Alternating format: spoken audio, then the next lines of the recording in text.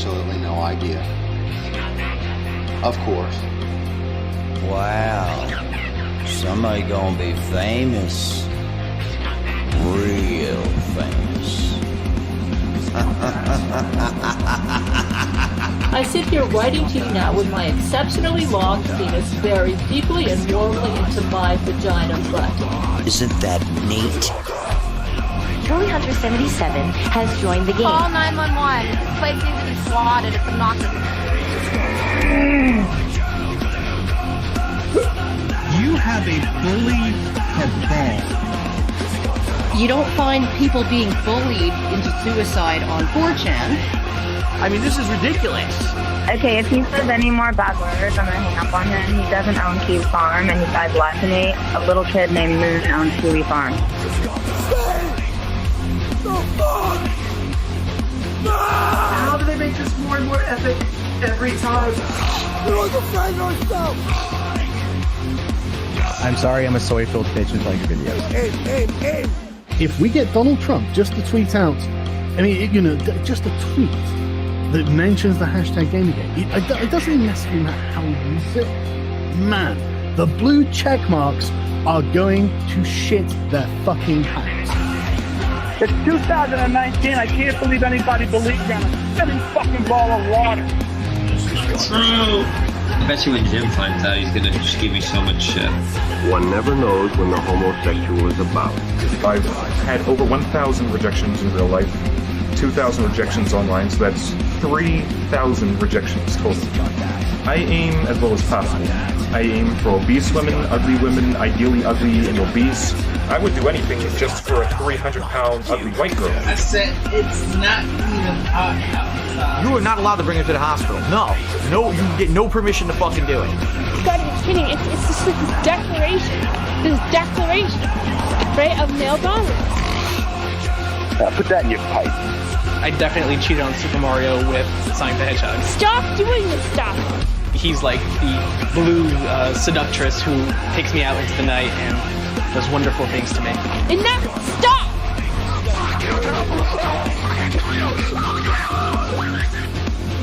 How can a Yorkshire Terrier live in the wild?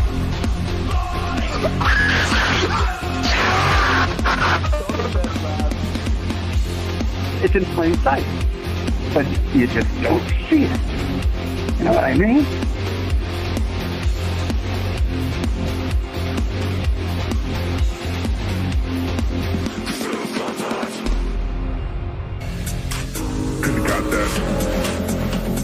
The haters on YouTube are on the verge of flooding with hate comments. Must wake up. Must fight back. The libs own the libs.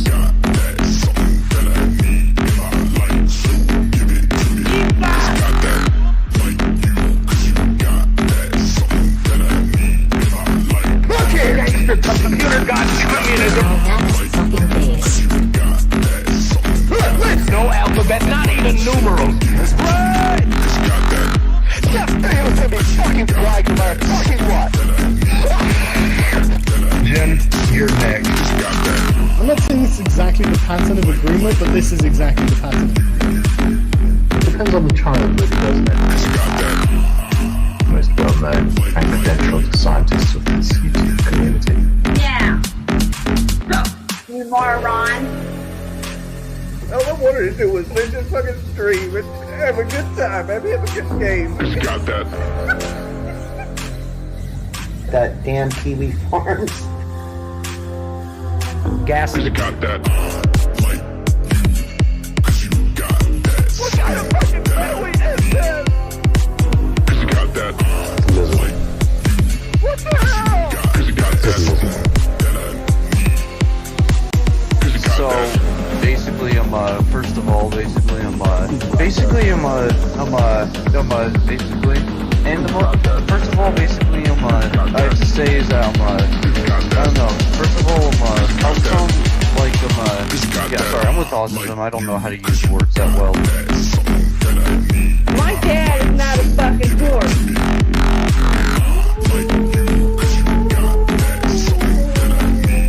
Dude, just talk to my fucking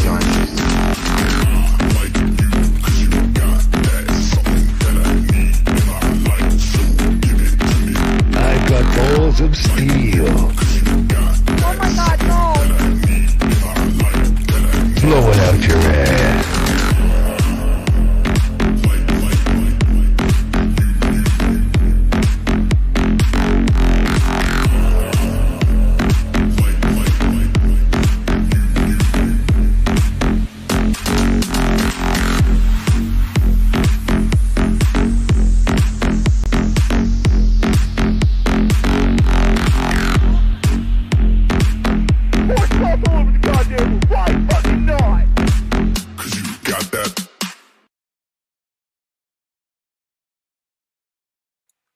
Well, good evening, my fellow Chud Butts.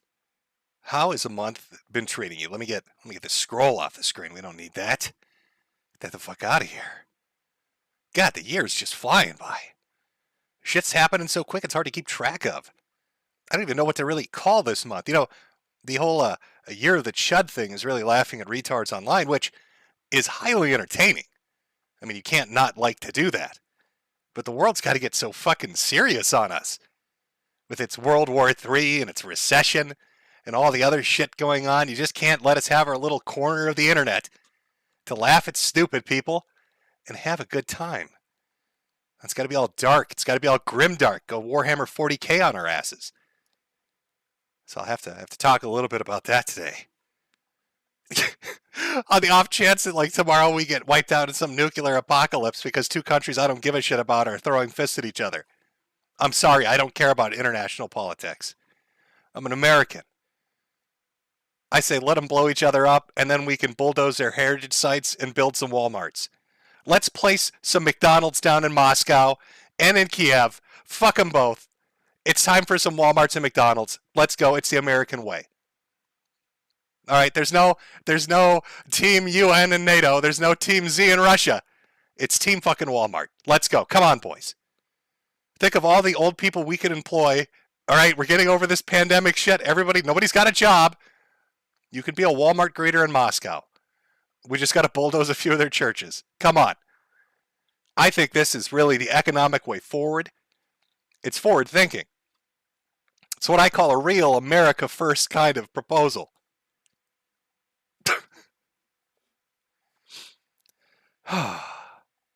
Well, at least we made it to the end of September. Will we make it till December? I don't know. Will I personally make it to December? I don't know. Will all of you? Probably not either. It's nuclear bright. That's the bright future that's ahead of us. Fun times. How's the month been treating you, chat? How have things been going? Oh, got to have a little bit of my soda there. I know, what's the new term to refer to that shit? Goislop? Delicious. I love my liquefied Goislop. Delicious. High fructose corn syrup sounds healthy as shit to me. You know, I had a real Pepsi. I drink Pepsi, by the way. I had a real Pepsi recently with the sugar in it. Wow, was that awful. Very different from what my memory was like. It almost makes me want to go back and try Crystal Pepsi again, just to give it a second chance, because maybe it's not as fucking awful as I thought it was. Because back in the day when I tried Crystal Pepsi, I made the mistake of drinking it warm, which is probably a fuck up of its own level of catastrophe. But it tasted like, I don't know, cat piss and paint thinner combined. I don't know if like taking the color out of it made it taste 1,000 times worse. I don't know if that was a marketing scheme that Pepsi-Cola was going for. Very terrible, terrible stuff. Oh, now I got the burps. Oh my God, I'm going to pull a Ralph. I'm going to start shitting and farting everywhere. Oh, if you hear any funny noises, clip it, boys, because I sharted myself. Don't let me get away from it. It's a shart. It's a Pepsi-induced shart. There's no running and hiding it from it. Well, I think you all know, right, how this goes. We start the stream up. Okay, we do some intro videos, a little bit of music. I'm an old boomer fuck, so it's always the same music. I can't find new shit. It's either those two videos or Rama Rama. That's all you get. And then I immediately go in and I show my merchandise because I am a whore and I have no shame. All right, because that's how men sell hats. Oh my God, look at that. I'm being a whore. Go to the Selfie store, buy a fucking hat. Everybody loves a hat. By the way, Deadbeat Dad collection's still up. Ralph claims he's paid his back child support. He owes nothing. I don't believe him. But on the off chance that he actually did do it, because we shamed him into it with a t-shirt, this is your last chance because I'm pulling it out of the store. This is the last chance you can officially buy this and actually have it be a factual fucking statement. Nobody's going to know what the fuck it refers to. You're going to be walking down the street or in a store and people are going to give you weird looks. And you're going to have to explain internet shit to them. It's going to be very uncomfortable. So, go to the store and buy dumb shit. Now, I did promise, too, that I would do this in regards to, the little swatting incident that happened. Just to give you a quick refresher.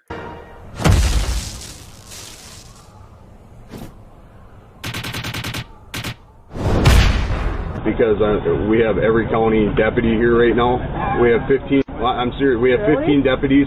We have fire. We have health. We have ambulances. We have everybody here. Everybody's here. I was like, I'll do like a cute little fucking hat or a T-shirt or something related to getting swatted, and I did. So I don't know. I'll leave it up for like a month. There's the Swatty Squad shit. Their hats and a T-shirt. There you go. I actually did it. I got off my lazy Irish ass and I did it. And it's sitting there. By the way, I love the model they chose for this. Very Eastern European. She probably can't speak the language. Doesn't know what she's wearing. Very confused. It makes me want to just, come up with designs that say horrific things to get people to model them. Because they have no say over it. They've signed away their image rights to this store. So like they can't say no. They're like beholden to Selfie that they can't say no. I could make that fucking hat say anything I want. I could make her say horrendous things. Just horrendous things. And it looks completely natural and real and there's nothing she can do about it. Same with the guy down there who probably got the right idea and is like ducking under the brim of the hat so you can't really see who he is. So nobody can ever take that picture and then be like, holy shit, did you see what this guy was wearing?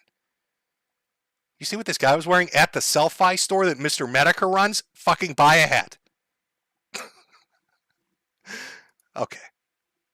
I think I've been enough of a whore. Have I? Yeah, I think so, maybe. Oh, God. Hopefully Kurt Eichenwald isn't watching right now. Otherwise, he's having seizures and thinking of tentacles. Stop it, Jim. I'm going to get my lawyers to come after you. That's flashing too fast. I'm sorry, Mr. Eichenwald. I can't help myself. Can I do a Metokur clock on the store, someone asked? Yes. Should I put my dumb fucking face on it? Should we call it Helsing 2.0? Helsing back in the day, one of the early pioneers of monetizing literally anything on the internet. He's dead now, by the way. A lot of dead YouTubers out there. Anyway, he put his face on a clock. Why you would do that, I don't know. The clock didn't do anything special when it hit like midnight or something, or 6. It's just his fucking face on a clock that he sold for like $35. I don't think he ever sold one of those fucking clocks. He tried it with notebooks too. Didn't really work out very well. I guess there's like a limit to how much grifting you can do before people just are turned off by it. But you, of course, my audience, you don't have that limit. That's why you're going to go to the store and buy many hats. Because I have no shame. Oh, so should we do, what should we do first? There's been a lot of weird shit this month. There's been a lot of weird shit this month. But you know what? I'm going to start it off with the super spy. Now, chat, I'm not sure if you're aware of this, but there is a man by the name of Michael Alberto. He's also known online as Zannyberries, who's deep undercover right now in America First. Now, I wasn't aware of this until recently when he finally started telling people this on Discord. But apparently he's been deep undercover in the movement, gathering data on everyone. And they are completely oblivious to this. Michael Alberto is the inside man. And he runs one of the most dedicated AHOG accounts there is on social media to fuck with Nick Fuentes and Ethan Ralph. He is a fucking super spy. Now, recently, I think a little retaliation's going on, a little tit for tat, a little mafiosa action, because Mr. Alberto sadly had his account suspended. It's gone. Rip in peace. Saddened Anon, I guess, was the Twitter account he was using. It's gone. It's up. Poof. Into the sky. What took Michael Alberto out? He's so good at being undercover when it comes to fucking with America First. Well, he thinks, if I had to guess what caused the account to go down, it was probably for interacting closely with Nick's new account. I don't know, lasted from June to basically October. I don't think so. You see, Michael's been tasked with something from the Grand Master, Nick Fuentes himself. To give you a little idea of what's going on, let's have Ethan Ralph explain it. What the sacred task that's been given to Michael Alberto, who they're still unaware is deep undercover, what that task that's been given to him is. Fuentes has discovered that Michael Alberto is operating the Xanniberries account in an effort to A-log Ralph. In a surprise twist, Nick has given Alberto the go-ahead to make a documentary on what a fat fuck-up Ralph is. Well, you know, that fat fuck-up is just absolutely... There you go. So Michael Alberto has been given the heads up. He's been given the go-ahead. Nick's given him the wink, a little tap on the shoulder to deal with the fat fuck-up that is Ethan Ralph. And Nick himself says that. He's commissioned a report. Oh, man, that's funny. That was such a weird gay thing, though, because the whole time, I'm like, why does everyone hate this guy? What did he do? What's even and they're like, well, he's fat. I'm like, okay, but that's not a reason you hate someone. That's something you say about someone after you hate them. So what's the real? And they're like, well, he's like a scumbag. He had this thing with his girlfriend. I'm like, seriously? Who cares about what he does with this? Seriously? There's no real answer. It's just I don't even get it. I don't know, some weird lore. Michael Alberto's got to get to the bottom of it. Can we get... I am authorizing the Alberto Commission. The Alberto Commission. Nick is so hands-off with Ethan Ralph. Doesn't understand the lore. He does. But doesn't understand the lore. Do you know what a tragic fate that is? Like when people talk... Okay, there's a guy on YouTube that did a comprehensive history of Chris Chan. And I swear to God, each part is like fucking an hour long. And it's on part 58 or 60 by now. That's the task that Nick Fuentes has given Michael Deep Cover Alberto. That's what he's looking forward to. I'm passing a law. We're creating the Alberto Commission. And I am appointing him to get to the bottom of this. I am appointing Michael Alberto as the top prosecutor, the top investigator. And he's gonna author the Alberto Commission. And he's going to owe us a report at the end of the next fiscal year. And we need to know how all this happened. Because we don't know. We need to get to the bottom of it. I don't know. I still don't know. I don't know the lore. I don't know the drama. I don't know how all this happened. They were all friends at one point. Now they all are obsessed with Ralph and hate him. I don't know how that happened. I'm a Zoomer. So I'm... appointing Alberto to lead a commission to investigate and deliver a final report and a decisive judgment on explaining what happened here. Because a decisive report, a commission. Michael Alberto, Deep Cover Michael's now got to go and put this together for Nick. And then mysteriously, after Nick talks about this, what happens? Banned. You want to know why Michael was banned? Because Michael was asking the tough questions. Did that man eat poop on film? Yes, he did. Did he like the taste of it? Yes, he fucking did. Was he sniffering and slobbering all over his hoofs like a pig in heat? Yes, he was. Tasty shit. Ethan Ralph loves the taste of poop. And Michael Alberto got too close to the fucking truth for his own good. So they had to take him out. Because you can't have Michael Alberto, Deep Cover Michael Alberto, telling the folks on Cozy what a shit-loving motherfucker Ethan Ralph is. So they kneecapped him. They took him out in the beginning. It's fucking tragic. It's like having a horse head in your bed. You know, it's a message from the mafia. Hey, you're getting too close to the truth here. You can't be telling people this guy likes the taste of human shit, which he does. He finds it delicious. I know you're watching, Ralph. I know your audience is watching right now. And you ate that shit like a fat kid at a cake factory. It was the tastiest fucking thing you've ever seen. Your thumbs were going hyperspeed. You were moving your hands around so fast I thought you were a fucking Power Ranger. I was waiting for you to transform or something, motherfucker. There's some dinosaurs and shit coming in from the windows, Ralph. Those thumbs were moving so fast. We all know you liked it. You liked the taste of it. You can't deny it. You put the video up for everybody to see. That's how you got the conviction. We've seen the tape. And so did Mr. Michael Alberto, who's putting that commission together. Now, will the video be any good? I have no idea. Will Michael Alberto deliver? I have no idea. All I know is he is deep fucking cover right now. So, folks, if you can, please don't blow his cover in America First and let any of the people in America First know that Michael Alberto is Zannyberries. Okay, they thought it was Dame Pesos, but turns out Dame Pesos was just in hiding for a few years, working on his grand TYT video that now he's released, so he's back. So it only leaves one other suspect. Michael Alberto is Zannyberries, running that account. We all fucking know it. It's out there for the world to see. Got too close to the truth on the poop eating and had to take him out. Couldn't have him run in his mouth. What a life, Michael. What are you like? Are you really going to do like a Gino? Is it Gino Samuel? I saw some people in chat saying that. I'm guessing that's the guy that did the Chris Chan video. Is that you going to do a 60-part fucking video series? That's arduous. Like doing a 2-hour-long video makes you want to eat a bullet. I don't know how you're going to make it to part 60. I don't know how Gino does it, to be honest with you. Like I've watched all of it because I have no life.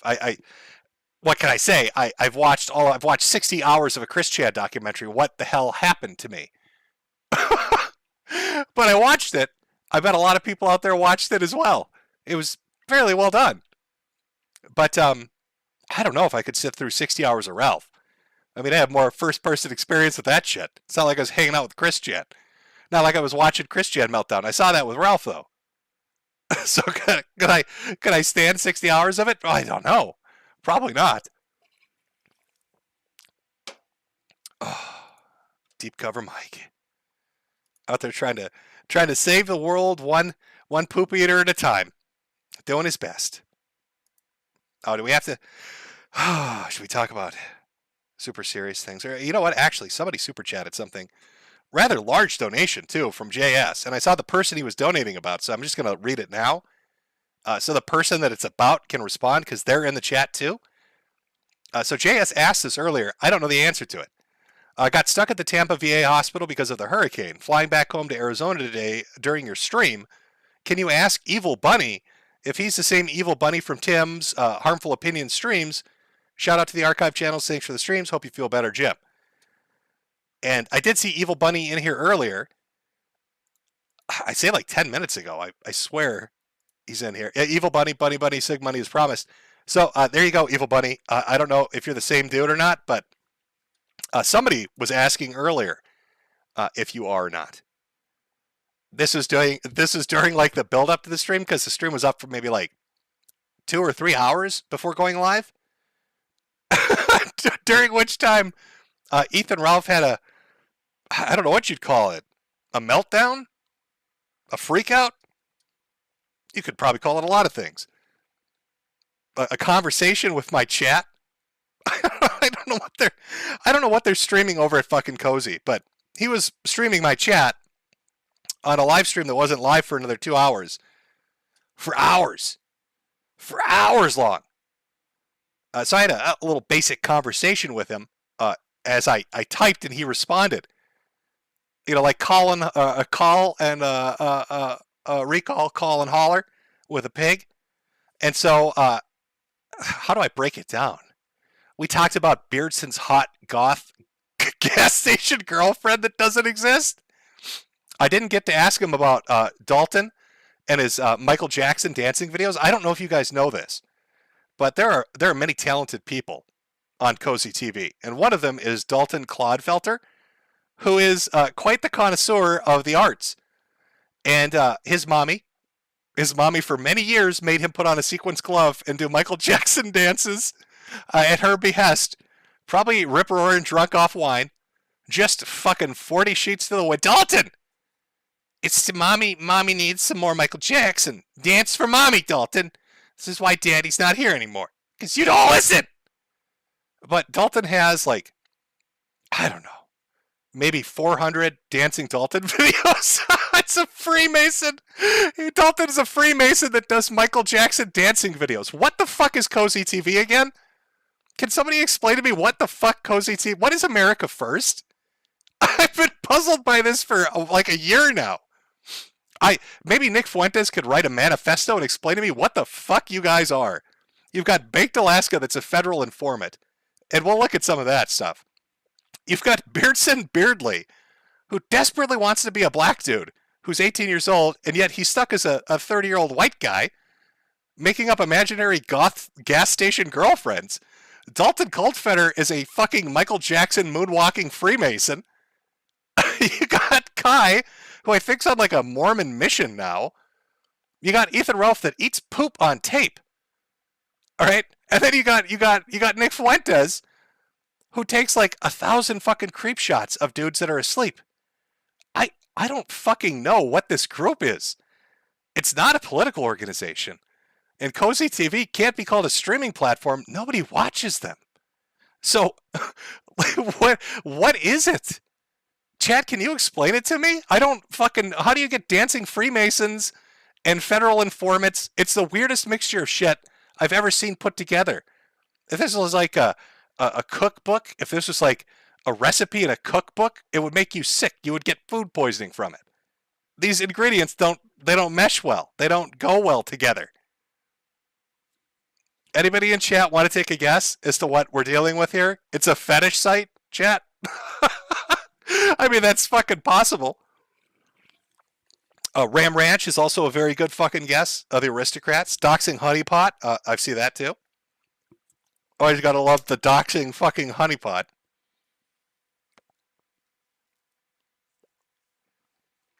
I like that. Not a cookbook. It's a cuckbook. That's it's good. That works for me. GlowTube, that also works. I think that's good. IP2, but gayer and dumber. That's a hard order, but maybe. Group therapy. I don't know. I don't know. I'm fucking baffled by it. I don't know. I don't get it. You know, I tried asking Ralph when he was seething at me earlier as he stared at a blank screen because there's no stream going on. What the fuck they are?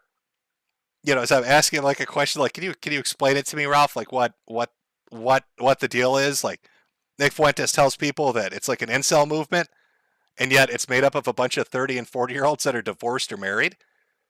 That seems like, is that a scam? Are we talking like grifting? Is that what that is? I know that word grifting gets thrown out there a lot, by the way. You know, the irony, not lost on me, by my hats. Okay. But to sell yourself as an incel movement when everybody's a 30 or 40-year-old dad that's divorced or married seems a little fucked up to me. Especially when you find out half of them are like dancing Daltons. Like he dances to Michael Jackson. What the fuck is going on over there? Do Bake's handlers like ask him to do that? Could you moonwalk for us in this lineup, Dalton? Can we make sure you're not one of them? We've been going through Bake's phone. Can you moonwalk so we can compare the footage to some of the suspects that we have from January 6th because Bake has flipped on everybody? Could you do that for us, Dalton? Can we get a Shimon? We have audio clips, Dalton, of suspects at January 6th. We need you to Shimon for us to see if we can match that frequency to them. That's what we're looking to do. The Fed boys. People want to see dancing Daltons. Should I do it? Okay, chat. Let me see if I can find you a dancing Dalton. Oh my god. Hold on.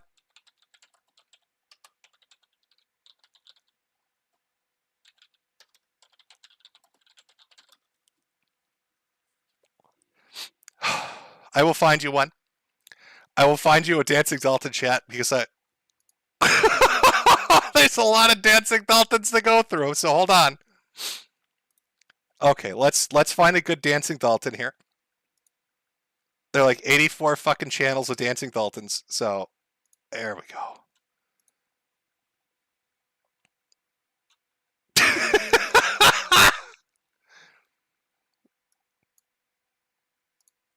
Okay, all right, here we go. I got a dancing Dalton.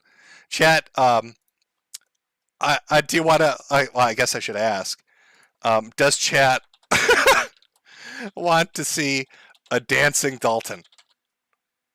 I'll ask you. Maybe chat's not interested in the Shimons. I don't know.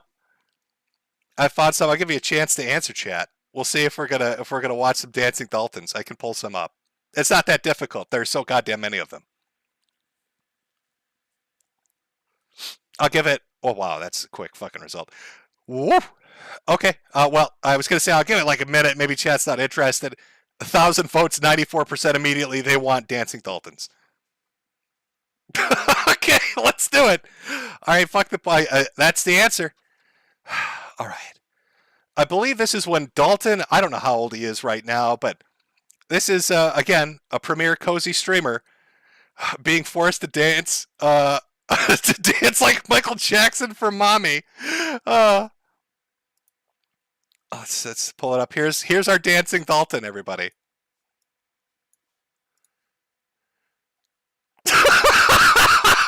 Welcome to Cozy TV. Oh, it's a Dancing Dalton. Oh, that's the liquor bottle. That clink you heard, that's mommy dropping the liquor bottle. She's so happy dancing. Dalton's dancing for her.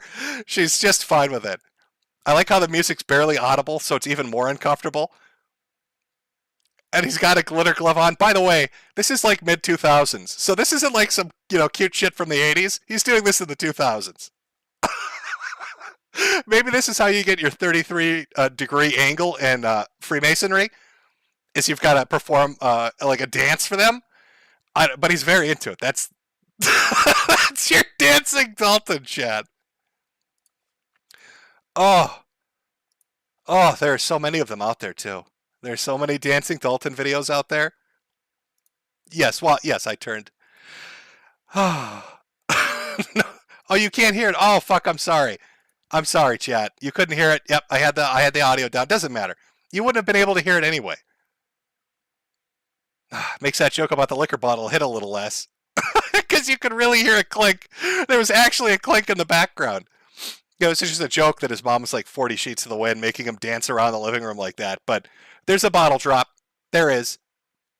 You can kind of see a little bit of like a nervous reflection in his body language. Like, oh shit, mommy, not again. Please, mommy, don't hit Dancing Dalton. He'll dance for you. He'll moonwalk for you, mommy. Oh, you fucked it up. We need to hear the shamo. You really could not hear the audio, chat. I'm going to be honest with you. It's barely audible in the background. Just barely audible. I probably saved myself a copyright strike anyway, because I don't know.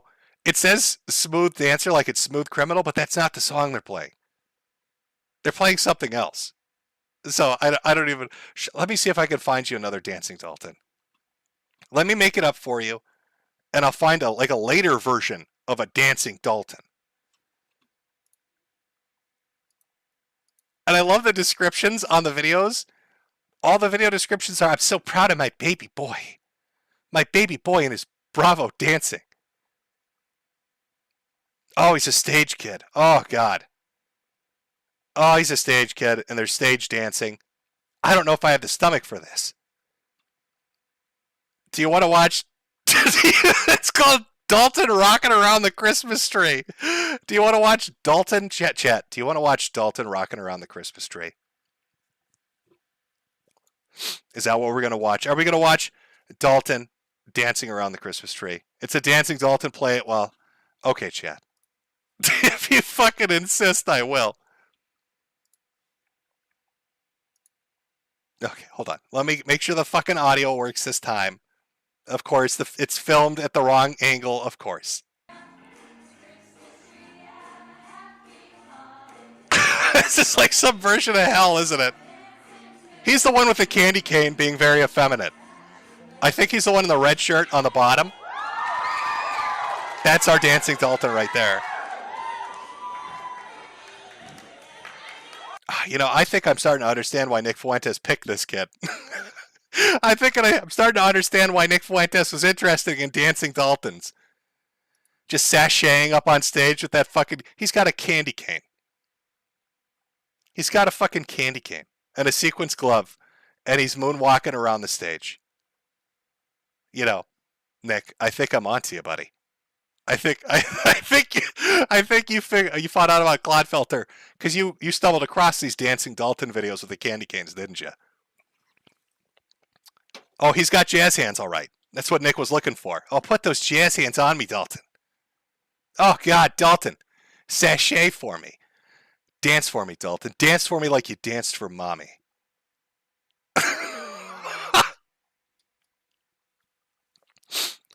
Somebody in chat saying, Jim, who is this? Well, again, this is another integral member of America First. Nick Fuentes is what? Political organization of Catboys, and also a premier streamer on Cozy TV. He wants to be a shock jock now and do like shock jock radio on Cozy, which is really just him wearing a shitty, like busted 90s leather jacket and shitty sunglasses. But now that I know he's a dancing Dalton and he sachets around stages with a fucking candy cane, it's hard to take him seriously as like a shock jock. It's hard to see somebody talking shit and saying all kinds of shit when he's literally sashaying around with a fucking candy cane.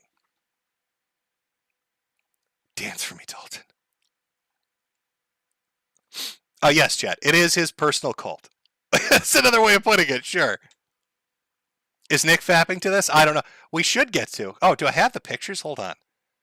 Oh my god, I hope I have the pictures. Oh my, I've got one picture of it. You know, I might as well talk about it now. Let me put it in here. Sure, let's do it like that.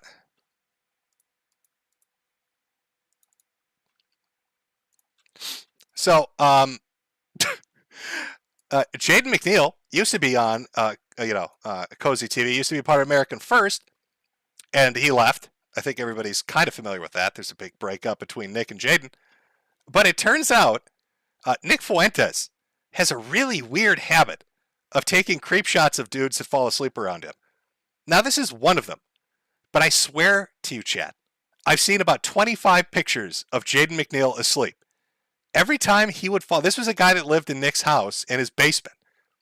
Every time he would fall asleep, Nick Fuentes would be taking pictures of him when he's completely oblivious to it. It's not like bros fucking around, you know, where your friend gets too drunk and you draw a dick on his head, or your friend falls asleep in like a weird position, you take a picture to embarrass the shit out of him. It's like photo after photo after photo of his balls and his feet, and Nick like doing selfie poses like this. And half the time he's got like liquor bottles around him, so it makes me think like Nick was waiting for him to pass out drunk to get some fucking, like some pictures of him. Now I know Ethan, Ralph, is going to a midlife crisis slumber party at Ollie Jamal's house, and my fear is, if Nick Fuentes is around that many men who are drinking and asleep, there are going to be a lot of fucking creep shots taken. It's very weird, chat. It's very weird. Apparently, according to Jaden, he was completely unaware that Nick Fuentes was taking nonstop creep shots of him. Completely unaware that Nick Fuentes was out there just snapping photos of him as he's just completely fucking asleep, 3 sheets to the wind, completely oblivious to the shit that's going on. How is this man? This guy is gay. Can we just fucking... Nick, can you just tell people that? It's been it's since February when I basically, when we had our little stream together, or when was it? April, May. It's been like 6 months. Fuck it. It's been like half a year. Just admit you're gay. This is not what a straight dude does, Nick. You're taking pictures of Jaden McNeil asleep for fat material. That's what that is. It's some weird ass fat material. You're getting your nuts off to this. This is your jolly seeking behavior, Nick. Dudes don't do this with other dudes. This isn't normal. All right. The reason this is like a creep shot thing. This is like a dude trying to get a picture of something he thinks is hot when he thinks he can get away with it. And in your case, that thing is Jaden McNeil, who's completely helpless and asleep. And you did it like 100 times. And then you posted it online like it was an own, which is really fucking weird. Like, how does that own Jaden, by the way, Nick? When you're taking like pictures of a dude that's completely asleep or passed out, how are you owning him? It just makes you look like a fucking creep. It makes you look unhinged. It's unhinged behavior. Like, oh, look at this motherfucker. He goes to sleep. I've got proof, 184 photos saved on my phone. There's nothing gay about that. There's nothing weird about that. Nick's been having a little bit of a tough time lately. A little bit of a hard time. It's understandable. I don't know if chat's sympathetic or not, but it's not just Jaden that's broken his heart. Nick's been fucked up about that for like half a year. But Destiny did too. Now, Nick Fuentes was trying to like do an outreach thing and meet bread tubers and other Twitch personalities. He was going out there meeting Sneeko and Destiny and all these people. You know, he showed up at Destiny's house and had a really weird, interaction with him. Where there's this, I wish I could find the clip. There's this one moment where Nick is streaming with Destiny in person at his house, and like Destiny's fucking around on his computer, and Nick like stares at him, and then he says, "Do you want me to go?" It was the most socially awkward autistic shit I've ever seen. Like he can't pick up on social cues, and thought because Destiny wasn't giving him nonstop attention that meant that Destiny wanted him out of his house immediately. So, Nick's setting up this like new premier relationship with Destiny. He's going to go do Twitch stuff. He's going to reach out, branch out, network, socialize. He found a new boy toy.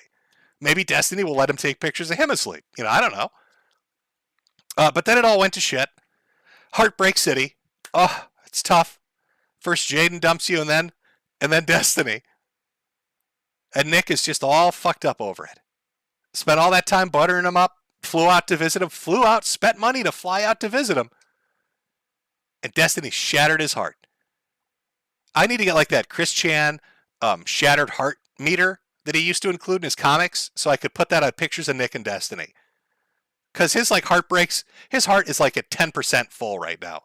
It has been shattered 90 fucking percent. And Destiny, from what I understand, is into open relationships. So like there was an opportunity there, Nick, and you fucked it up. You could have been tapping that. All right, he would have been awake for you. That would have been an extra special treat, huh? For once the guy's awake, Nick. But Heartbreak City. Tragic. Fucking tragic. Destiny, no? Yes, that's right. Conservative pussy. I don't know how that works, Chad. In a gay relationship between two men of different political positions, which one's the top and which one's the bottom? Would it be the liberal or would it be the conservative? This would have answered so many questions for the internet. But Nick fucked it all up because he let his attack dogs go after people that Destiny associates with. It's like anytime Nick Fuentes shows up and starts talking to somebody, all their shit gets flagged down. I wonder why. Tried to maybe force him onto Cozy, who fucking knows? But Destiny threw his hands up. Somebody chat, Nick would be the bottom. Well, they're both very short. Okay, so it's not like a height or stature thing. I don't know. I guess you're right. I think, I'm going to be honest, Chad, I think Destiny would have dominated him. I think Destiny would have rode him with no mercy. Fistful of hair and everything.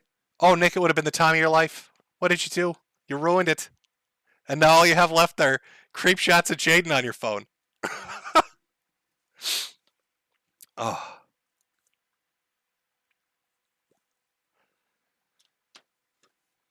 Sad. Extremely sussy, very sussy. It's very... You want me to do a poll?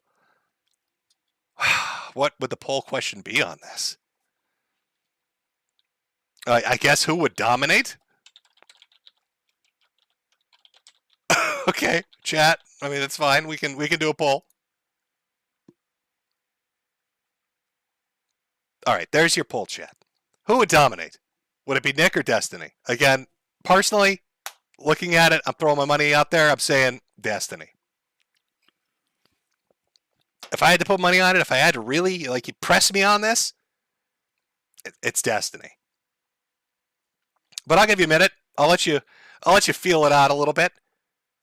Think about it.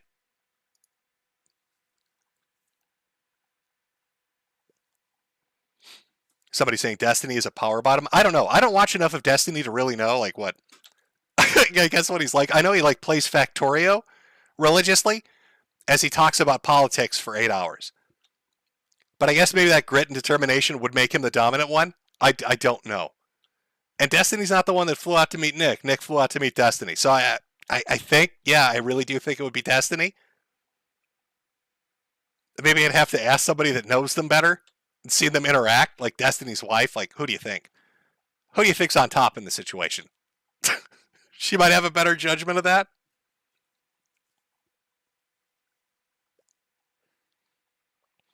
Somebody saying, wait, is Destiny gay for real? No, from what I understand, he's bi.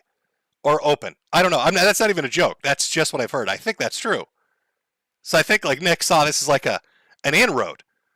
Like, oh, here's a friendly, safe liberal that's open sexually that won't like feel embarrassed to watch. What's that? The trans show that Nick watches, Euphoria or something. He'll watch Euphoria with me. He'll let me take pictures of him when he's awake. You know, this is like a dream come true.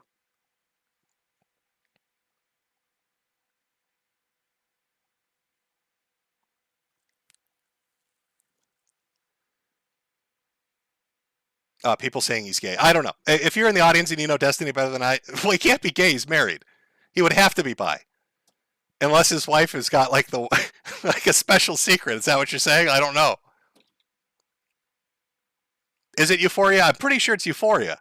Yes, it's Euphoria. Thank you, chat. Chat's got my back. All right, I've got a few big donations. Let me actually read these. Loser in a suit for 100. The future is bright. Nuclear fusion bright. We've got one from Frostback. Thanks for the years of laughs. At Speds, Feds, and people off their meds. Have some smokes on me, Jimbo. Well, thank you. Thank you. I will have some smokes on you. As we solve the mystery of who's the top, Destiny or Nick. I don't know. I should have put like some, is it Wheel of Fortune music? Some kind of game show music to make that to make that like a bigger question. There's really no competition. Listen, 3,700 of you have voted. 85% say Destiny would be absolutely dominating the shit out of this. Nick would be, AF would stand for ass first. That would be the position Nick would be in as Destiny utterly dominates him.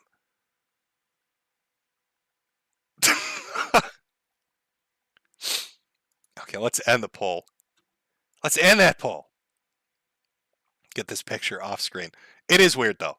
In all seriousness, again, I think Ralph is stream sniping this, probably with Bibble putting people to sleep. So muzzle him for a minute, Ralph, so your audience wakes up. And be sure to tell Nick this is creepy as fuck, and it's weird. And there's no explanation he has on Earth that doesn't make it weird as creepy and fuck. You know, like, there's nothing he can say that's going to make people be like, oh, yeah, that's normal. It's not. I'm telling you, motherfucker, when you go to your little girl's slumber party, your midlife crisis slumber party at Ollie Jamal's house, sleep with one eye open. Otherwise, like a year from now, Ralph, they're going to be creep shots at you with your legs spread apart. And Nick just down in there taking selfies left and right. And you don't want that. You don't want that. It's clearly fucked Jaden up. It's clearly fucked his head up. You don't want that, okay? It's not something you're interested in. Oh. Speaking of sad news, because we're moving off the breakup of Destiny and Nick here. Can I get a P for piss on the grave? Stadia's gone? Oh, God. Oh, not my Stadia. Not the future of video games. Not the platform where I have to pay a monthly fee and buy a digital copy of a game, neither of which, give me ownership of shit. Where I'm really just renting a controller to get fucked out of money every month. Oh, no, not Stadia. Please, God, no. Not my glorious fucking Stadia. Can somebody explain to me what Google thought they were fucking doing with this? You know, when I first heard the announcement for Stadia, and they were like, oh, we're going to come out with this digital platform. It's going to be like the Netflix of gaming. Everybody keeps saying that. Oh, we're going to create the Netflix of gaming. It's not. If this was a Netflix of gaming, it'd be like Xbox Game Pass. Or you pay, what, $10 a month and you can play whatever the fuck you want? Instead with this, if you wanted to play the games, you had to pay the subscription and then buy the game to have a copy of it, which you didn't own. And now Google is shutting down the fucking entire platform. Once again, it's another Google fucking product that you put money into and you invest in. And it exists for a year to a year and a half, maybe 2 years. And then it's fucking dead and it's gone and it's buried. You know, I really love the modern current trend in gaming of getting fucked in my ass. I've really truly enjoyed the last this generation in particular. I know Stadia is kind of outside of it. It's like tiptoeing in both. But I do truly enjoy, not having access to newer consoles because they're getting, taken up by scalpers that oversell them. and then having companies keep fucking with the manufacturing to make it cheaper and cheaper production-wise, but keep upping the cost to fuck me out of more money, or having regionally different prices because, clearly Europeans and Americans are different kinds of human beings. And Europeans and Australians and Asians, they all deserve to get fucked out of their money. I'm looking at you, Sony. I'm looking at you. I love that there are no exclusives anymore because, everybody buys a console for multi-platform titles.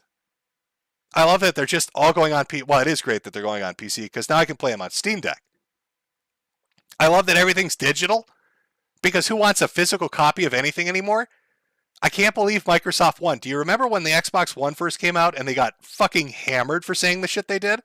And now everything they said back then is now happening and everybody is so happy about it? You're not going to own physical copies. You're going to rent physical copies. Everything's going to be multi-platform. You have to log in to get access. No used game sales shit for you anymore, motherfucker. Like all the stuff, you're going to need a connection to do anything. All that shit that they said.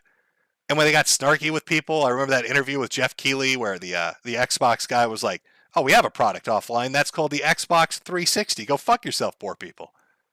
I love that everything he said is now the fucking reality in gaming. I love that video games this generation is just a miserable slog through fucking disappointment after disappointment. I think I got one good game. I don't like the last, like Elden Rings. I really liked Elden Rings and a few indie titles like Proteus and shit like that. But the problem with those fucking indie titles, man, is they go into early access and they're in early access for 2 or 3 fucking years. So you play 30 or 40% of the game and then 2 or 3 years later, you've got to ask yourself, do I want to play this again? I've already pretty much played half of it. Like, it's been 2 fucking years. Do I want to replay that 4 hours I've already played? Just to play 4 more hours that I might not really like? That's the trade-off with the indie shit. Great fucking generation. Where is it? It's a sad Clem. Clem will remember that. It's a sad day for video games. This generation fucking sucks. Everything about it fucking sucks. I feel bad for you. If you're a Sony sister, if you're somebody that legitimately loves PlayStation, are you getting fucked in the ass right now or what? You're getting banged like Destiny would be banging Nick Fuentes. That is what's happening to you right now. You're paying more money for a console that has no exclusives and no titles. It's all multi-platform. And now they're going to release the PSVR 2, which I'm going to guess is going to be also in limited quantity for another 5 or 6. You're going to pay $1,200 for the full PlayStation 5 experience of playing PS5 games and PSVR games. And what games are you going to have access to? Like 2 titles. Fucking 2 titles. Returnal and Demon Souls. I think those are your exclusives. Not God of War, that's going everywhere. Fuck me, I think Returnal's going everywhere as well. In fact, I'm almost certain everything's going everywhere because PlayStation can't make enough PS5s to get them out, even though they always say how great their sales are. So you buy the console, the discless one nobody wants. You get your digital games for your $1,200 setup to play one title you could have played on PC for $20 when it got put on sale 2 days later. A sad fucking state of video games. It's depressing, chat.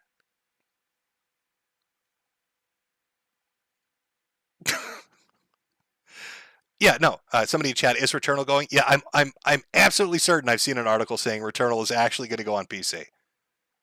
I wouldn't fucking doubt it. Oh, if Bloodborne comes out, the shitstorm that's going to cause.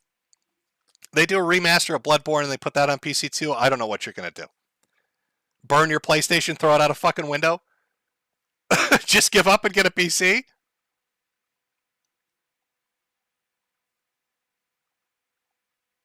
I'm seeing people say Switch Master Race. Nintendo Switch might be the only one that actually has fucking exclusives. I mean, their first party games don't go multi-platform.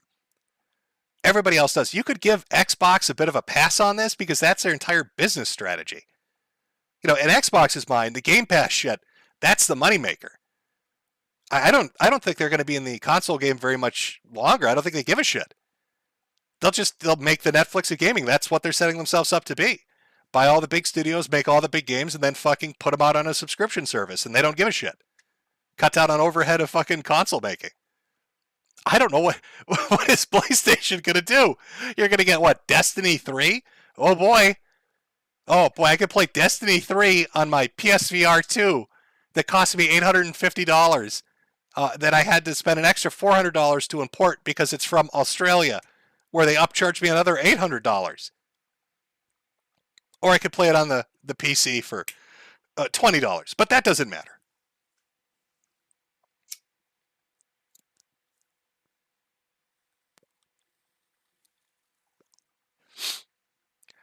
I am caught up on the exclusives because what is the other, what appeal exactly is there for the hardware if there's not exclusives for it? If you don't have a good library to go with it, what's the point of getting the console? I mean, it has to have something unique to offer.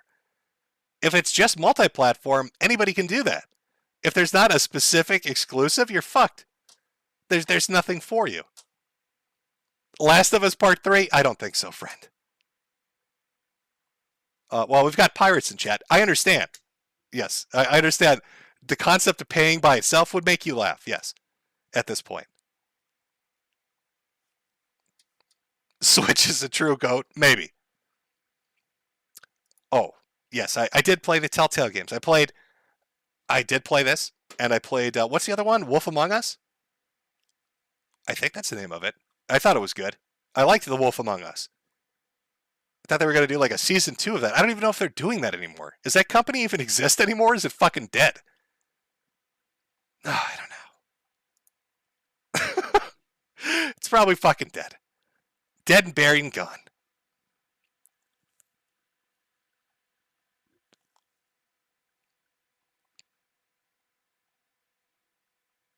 Metokur box, yeah, there we go.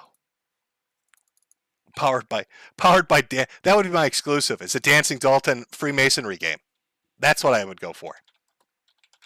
Can you become a 80th degree parallel in the Freemasonry by learning? It'd be like Dance Dance Revolution, Just Dance, and Freemasonry all combined with motion controls, because everybody loves motion controls, and VR functionality that doesn't do anything. That would be the Metokur box. That's what I would add to it.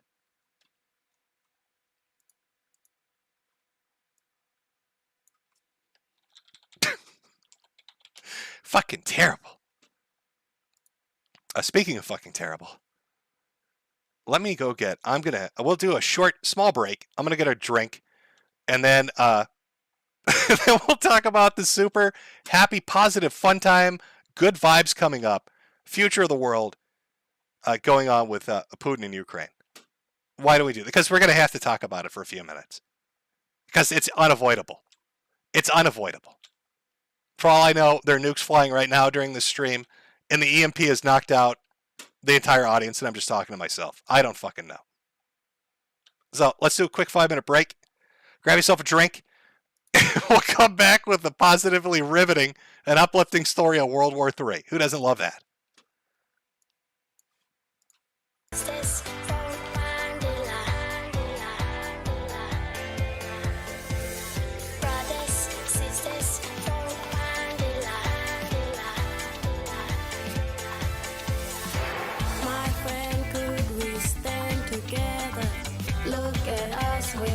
Live forever. Show me sister, show me brother, and we stand strong for one another. Come on, come on, come on, come on, yeah! Come on, come on. We put the leaders over the islands. You don't save petrol from a can. You put the petrol in the United States. Don't be rama-rama, messing with your brain. You say you're deadly. Do you understand? You don't save petrol from a can.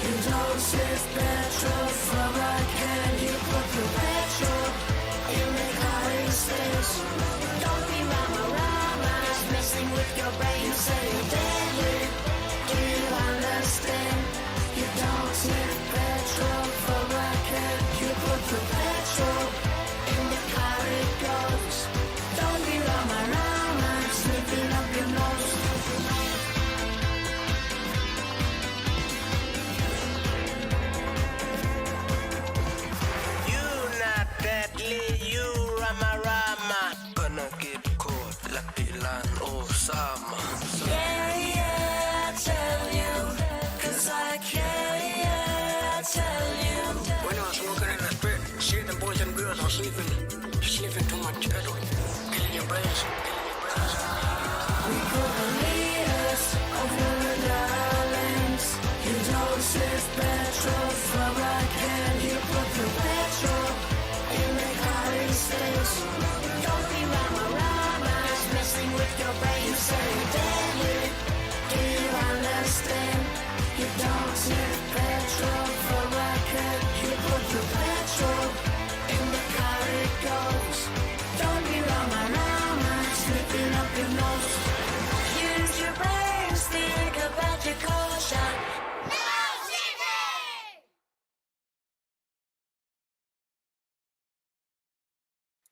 Okay. Oh, I love that song. I still can't believe somebody made that. I can't believe somebody in Australia made that as like a PSA video, but then they put all all the kids are indigenous, talking about don't drink gasoline. It's so fucking insulting. It cheers me up every time. Rama Ram is such a great song, but I think it was like a catastrophic miscalculation on their part. They've made a terrible decision. All right, let's talk about this shit. Oh my God. World War III. Oh fuck. Hands in the air. A little terrified. A little terrified. Vlad's out there doing some shit. How can I explain this political situation with my cunning fucking political insight, chat? Oh look, it's a map somebody else made because I'm fucking too lazy to do this. So like there are these oblasts that are like states, and Putin decided I want those. Like I like Crimea, so I'm gonna take 4 more of them. And they all have names I can't pronounce, and I'm not going to try to because I don't give a shit. So really, this map is just kind of like it's a little red tail. You can kind of see like there's like that tail on a dog. It's the ass of a cow or a buffalo. Actually, Ukraine looks like a fucking buffalo. So really, Putin's taking over the ass of the buffalo, I guess is the best way to think of it. But it's taken like 250 fucking days. I don't know. So that's the map. I hope you memorize it. It's very important. So we can all understand the intricacies of this geopolitical situation. Because that's what you want from a YouTuber that talks about people who eat shit, is to hear their deep fucking insights on geopolitics and nuclear warfare. So what's going to happen? What is our boy, Mr. Putin, going to do? Well, he gave a speech today. It was a doozy of a speech. Talked about how U.S. using nuclear weapons during World War II set a precedent for their use in warfare. Talked about how these 4 oblasts, these territories, were now his and he'd defend them with any means necessary, meaning nuclear weapons. Talked about how he doesn't like Ukraine very much. I don't know if maybe you don't know that. Not a big fan. A little angry at Zelensky and everybody over there. Talked about, I swear to God he said this. I don't, you could argue with me about the intricacies of translations, but he basically, if you summed up his speech, I'm not fucking kidding. I'm being dead serious. He said, I'm annexing Ukraine because there are just too many fucking trannies in the West. That's the gist of what he said. The gist of what he said when he gave his speech. I've got to annex Ukraine. There are just too goddamn many trannies in the Western Hemisphere. I can't take it anymore. We've got to take over this country.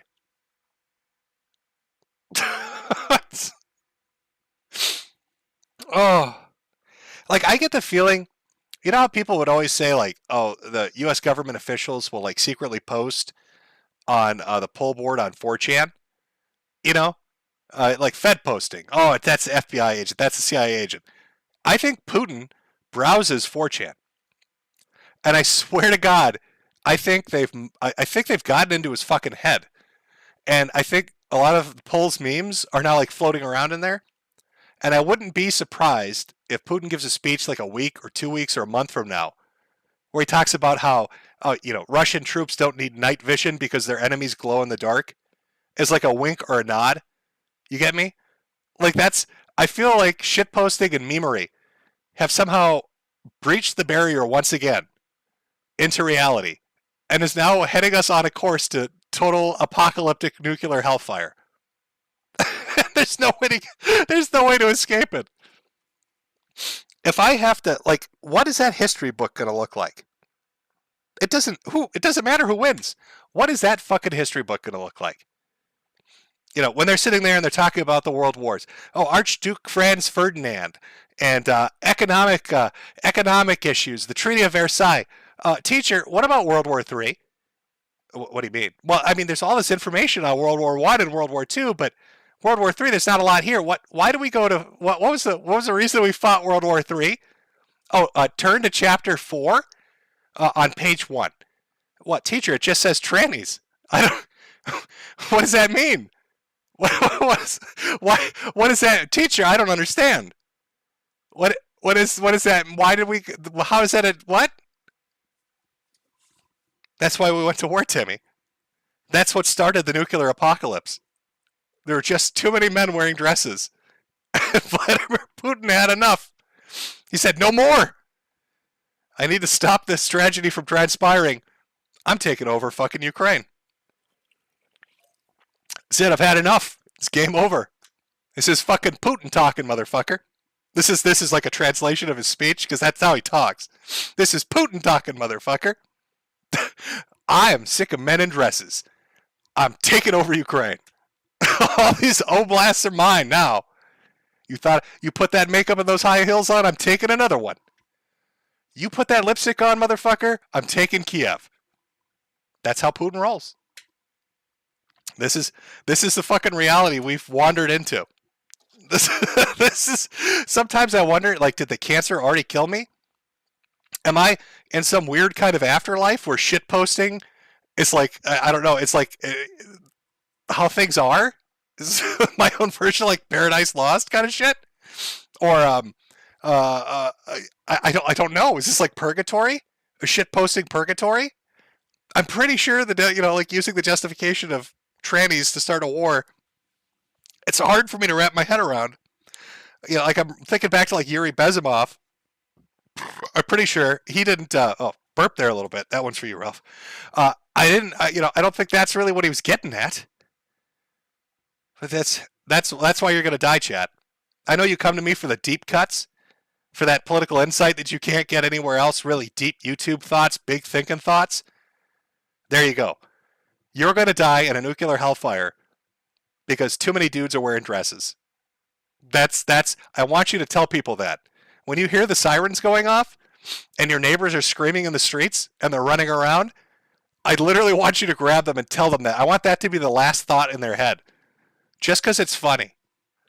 I don't know, like, even if it's not true, it's funny. And how confusing would that be? How the emergency broadcast system comes on, people are screaming, Washington, D.C.'s been nuked, Moscow's been nuked, bombs are in the air, everything is going to shit. Your neighbor is running down the street with like a handful of silver and a shotgun trying to find a hole to hide in. And you literally grab him by the shoulder and you say, hey, just so you know, it's trannies. I want that to be the last thought in his head as his bones turn to dust. It's just sheer fucking confusion on his face at that situation.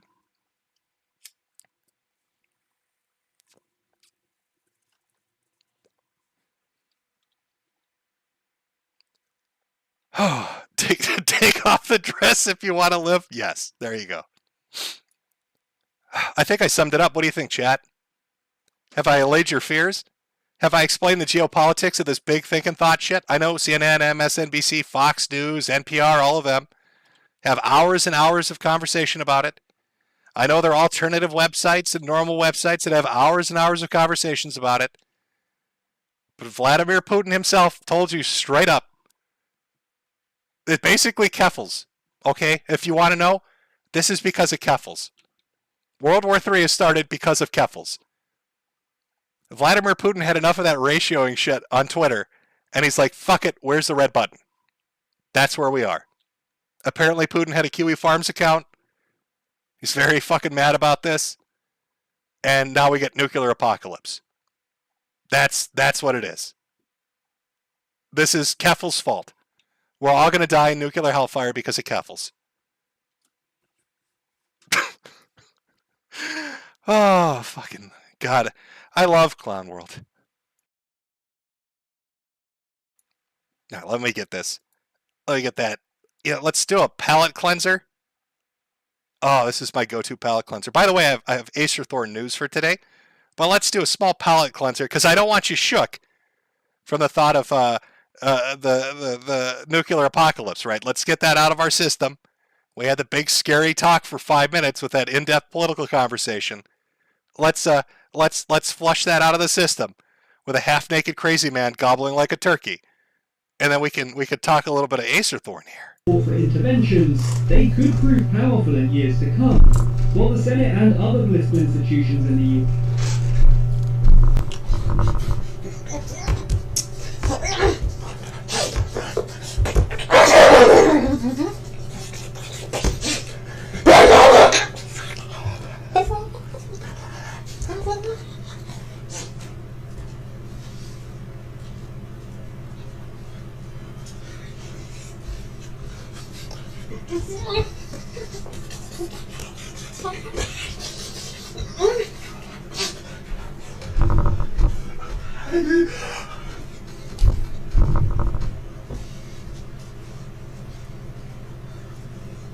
I just let the insanity flow into you. All right, this is how we cope. All right, it may be the end of the world. Tomorrow, the apocalypse may come. NATO and Russia and China, oh my. It's all very scary. But just center yourself on the thought of an obese, half-naked man wandering around what obviously is a hooker-killing hotspot. I said before, he's buried them in the walls, gobbling like a turkey.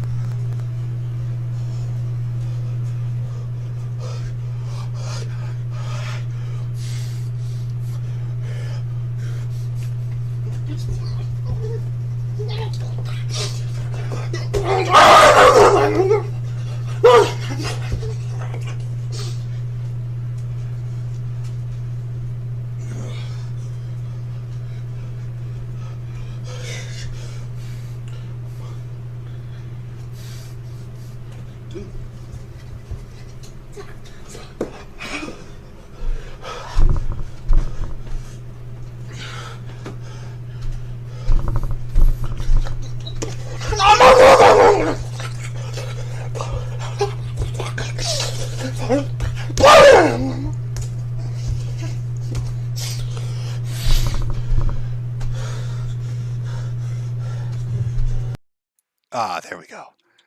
Feels better, doesn't it?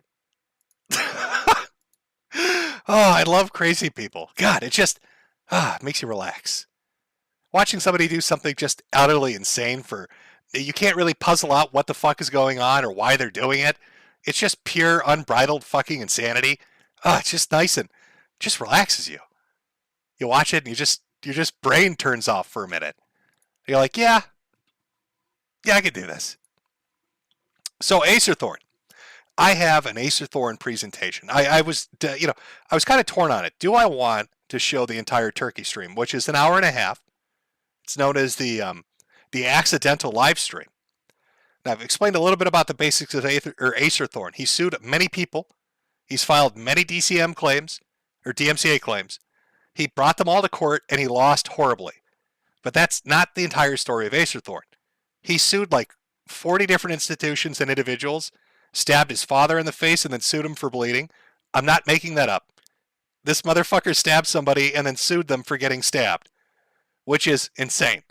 And I think the total price tag was like $5 billion. He sued him for like $5 billion for bleeding on him. Like, how dare you bleed on me, Dad, when I stab you in your face? So he sued universities. He sued government officials. He sued so many YouTubers it would make your head spin. And there are court records for all of them, plus the accidental live stream, plus 2 other live streams where he freaked out. I've compiled this, and it keeps getting pushed back. And I want to do an in-depth Acer Thorn stream. And while I was compiling this, and I don't know what it is about fat dudes and DMCAs, but right now as we speak, there's another insane fat man on YouTube that's doing the exact same thing. And he's almost as psychotic as Acer Thorn.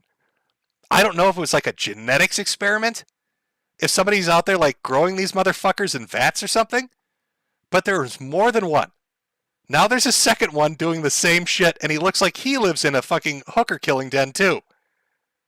So recently, And I'll get into the Kiwi Farm stuff in a second. But recently, I did a stream with Josh from Kiwi Farms over on Odyssey. It's a little rough, Odyssey, on streaming, but they're more lax than they are over here on YouTube. Now, I would stream on, like I've tried different streaming sites like StreamMe, DLive, all these different places. But Odyssey seems, from the, surface, like it's okay. So I've decided to do I don't know what you'd call it, though, because it's not strictly Acerthorn, and I don't want to give away who the other fat idiot is. It's not Ethan Ralph. I know if I say fat guy DMCing people, you probably think Rage Pig, but it really is a totally different dude. So it's two fat guys sue everyone stream that I'm going to do over on Odyssey. So I'm going to make the account, and it's going to be over on Odyssey, and it will be on the 8th of October. So not this Saturday, but next Saturday. And, unlike YouTube, I can leave the streams up, and I'm going to start it probably at like noon, and it's probably going to run about 5 hours. Because we've got to watch the entire stream, go over all the court documents, which are insane, all the supplementary streams talking about how insane Acerthorn is and how the YouTubers won their court cases, and then our second star of the show, who's also fat, insane, and suing everybody for no conceivable fucking reason, because people are laughing at his dumb fucking videos on the internet too. Now, if that works out, I can do like highlight streams on Odyssey and say the stuff that I want to say over there that I can't particularly say over here, and watch the stuff over there that I can't particularly watch over here. It may be disastrous. I don't know. See, unlike Ethan Ralph, I'm not dropping emails from the owner of Odyssey about the magical devil man at yahoo.com or whatever the fuck it was. I'm just looking for a place that I can laugh at fat, stupid people uninterrupted. So that's my Acerthorn solution. Two fat guys suing everybody. October 8th on Odyssey. I don't know what the channel name's going to be. I think somebody already stole Mr. Metokur from me. So I'll come up with something super funny and original, and then I'll put up a little announcement, and you can watch it at your leisure if you can't catch it live. And hopefully it's not a complete fucking disaster. And if it is, then I guess we just watch it over here instead. I don't know. I'm thinking solutions here, chat. There's so much Acerthorn shit, and I don't want to have to cut it. Like, I want to be able to talk about it in depth. I want to be able to talk about who stabs their father and sues them.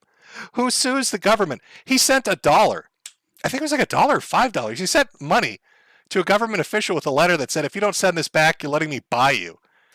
Right? And then he sued them for not, fulfilling their contract of being bought. Like, he's unhinged. Sues all these people, loses every fucking case. Very litigious. Like, he doesn't have money, but he was like a legal aid, so he knows how to file stuff. So that's how he was able to keep doing it. As for the second guy, I don't think he's a legal aid. He just likes to sue people, so maybe he's got a little more money to him. But they complement each other so well. No, I wouldn't say internet insanity. It's not like a video. But it'd be like a stream form of that, chat. It'd be like a stream form of internet insanity, yes. In a way, I guess that would be fair to say. Is Ricada going to join me on this? I haven't talked to Nick about it. He might. I think he mostly streams on Rumble now. Nick Ricada got banned recently. Or I should say Nick Ricada's good friend got banned recently off of Twitter. More than likely by the alliance of Keffels and Ethan Ralph and the Groypers, who've been celebrating that Nick Ricada got banned and have been talking about getting him banned. But I don't think it really has much impact on Nick because he still pulls in big numbers on YouTube, even though he's had a bit of issues there. But I do know he streams on Rumble as well, and he does really well over there. But no, I haven't talked to Nick about it. Maybe I can get him to come on to talk about it. I'll probably get sued for doing this stream. I'm sure Nick would get sued for doing this stream. Somebody's getting sued for doing this stream. So if I'm going to get sued for doing the stream, I want to be able to have a really good fucking laugh about it and not have to watch my, my manners on YouTube. I'd rather be able to say some naughty words that I think Odyssey lets you do. Because when I was, again, on Mad on the Internet with Josh over on Odyssey, We talked about things that you really couldn't talk about over here. It's a much freer experience. Reminded me a little bit more of old YouTube. So hopefully that holds up. I don't know. Like I said, I will think up the channel name. I'll make it extra funny and original, and then post it. But it'll be October 8th, starting at noon. Yeah, it's probably going to be at least 4 or 5 hours if we're going to watch. Because the live stream itself is an hour and a half. I want you to go into this understanding what you're getting into, chat. It is a half-naked man who eats raw hot dogs and gobbles like a turkey for an hour and a half. It's pure, unbridled fucking shitbaggery insanity. There's no other explanation for it. He was unaware that he was live streaming himself. This was him normally. He didn't know the camera was on. So this is like this dude. This is him. This is who he really is. He wanders around his hooker killing apartment, gobbling naked and eating raw hot dogs. That's him on his average day. The accidental live stream. That's what that is. An hour and a half of that gold. And I want to mine that shit. Raw dogging it? Yeah. I suppose you could say it. Yeah, and then I've got like the little supplementary streams that the people that he've encountered is dealt with. Like he had a big thing where he liked to threaten people, especially smaller YouTubers. I can give you some of the background. Like smaller YouTubers were getting copyright struck because they were shitting on his video game reviews, and DMCA'd because they were shitting on his video game reviews. And then if they didn't put up with it, he would sue them. And then he eventually did this against a larger channel. And that guy did like a GoFundMe. He got money together, got lawyers, and then basically sued the shit out of Acerthorn and filed counterclaims and did all this shit legally. And now we're at the point where we can watch him gobble like a turkey for our entertainment, and he can't do anything about it. Except, of course, he thinks if you laugh at him, that constitutes harassment.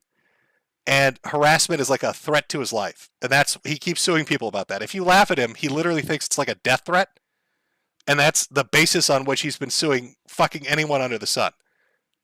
So again, I don't know if Nick Recato wants to jump into that pool with me. If he does, we can do it.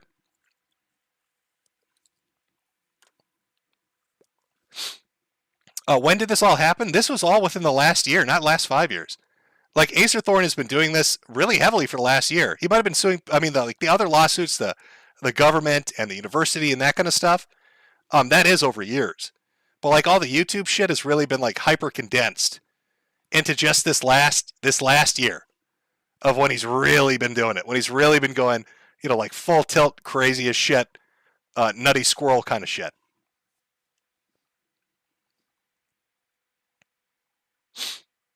Somebody in chat, now he bitches on YouTube nonstop about how the justice system is corrupt. I could imagine it.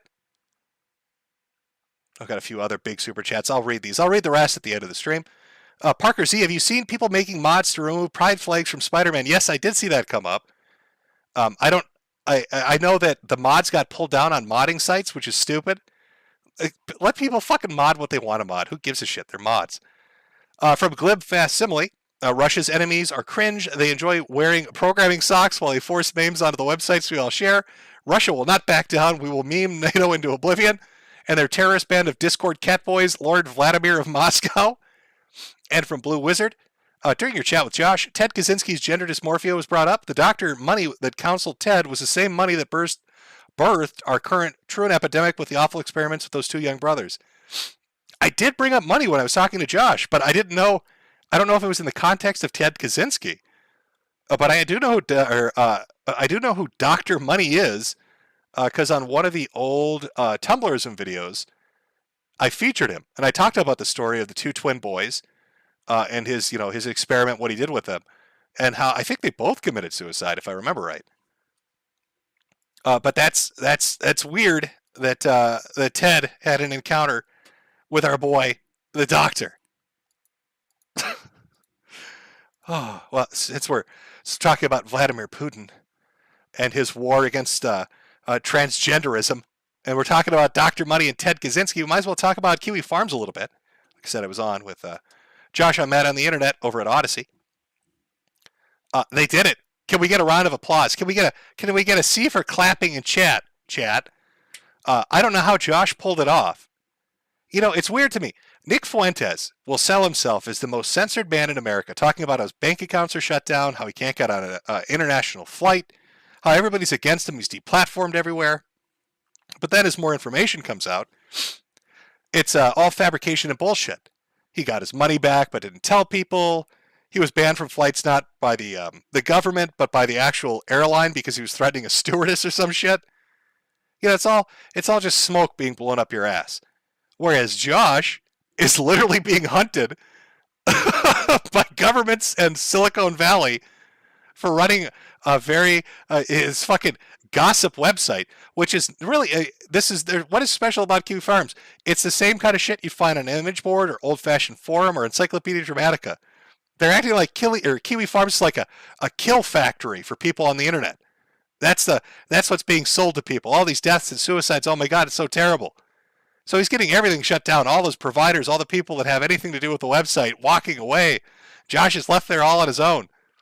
You know, it looks like he's on the ropes. He's never coming back. And then the website comes back. I don't know how he fucking did it. I don't know what chicanery and magic he used. He's being awfully churlish. But he got that fucking website up and running again. And not just like a Tor variant of it. It's not like just an Onion site. Kiwi Farms is up and running. Get DDoSed all the time. I'm sure he's still working on that. But the point is, he somehow figured it out. All the things Nick Fuentes pretends happened to him have happened to Josh. And yet Josh is having more success getting his shit pulled together than Nick is. Explain that to me. Josh is fighting the world government and all of the transgenders, while Nick Fuentes has a candy cane holding, tap dancing Freemason take creep shots of his friends at sleepovers. Explain that to me. Explain it to me. Explain how that happens. How's Josh having more success, Nick? What the fuck's happening here?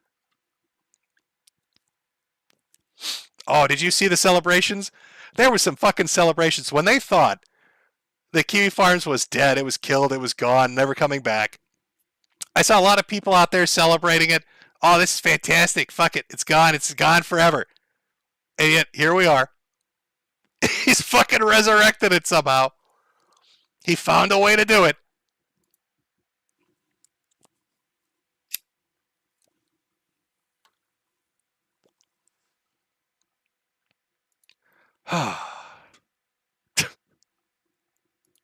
What the fuck, man? Oh, I have to talk about this. This is too good not to talk about. This is actually pretty fucking great. So Andy Worski, after getting his shit slapped around by Salt Poppy, I'm sure you all remember that from last month, got batted around like a toy, humiliated in 10 seconds. Him and PPP come back, and they don't immediately start up the Keno Casino. They suddenly just drop this little piece of tidbit of information on Twitter.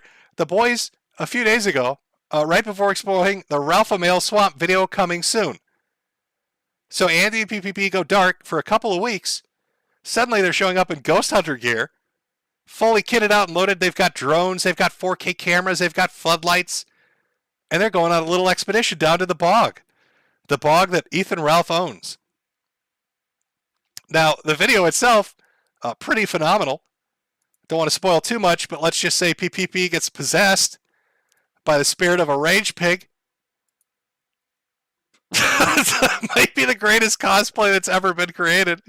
Maybe we'll watch a little bit. I don't know. The Ralph Avenue part is particularly my favorite part of that whole fucking video. Or when they're using the spirit box to talk to Ralph's dead relatives. This is the greatest image I think these two have ever produced. I'm going to be honest. That is, like, Halloween's coming up on the 31st. Come on. I think we need to watch a Halloween trick-or-treat video with PPP going out as Ethan Ralph trying to get candy from people. Is that poop-flavored? Is that a poop-flavored Tootsie Roll Pop? Give it to me. That's what I want to see. But they put out this video. It's 30 minutes long. It's very good. What do you think Ralph's reaction was, chat? How do you think Ralph took it? Did he laugh it off? Did he say it was funny? Did he say, "Hey, good job. That's funny. I'm Ethan Ralph. I've got a sense of humor." Of course he didn't. He went on Cow, which is a board to shitpost on. He went on Cow and dropped Andy's passport. There's actual clips of him talking about, I got a surprise for you, Andy Worski. Oh, I think a surprise is coming up on Cow. Literally the parody that PPP is doing in his video about going down to Ralph's fucking bog. And he gets so mad. What does that even do to somebody? You posted Andy's passport. Wow, you really got him, champ. You really fucked Andy Worski into the dirt. Now people got his passport. Now he's never going to be able to visit your bog again, Ralph. Like, what? I don't understand. How's that scary? How is that a threat?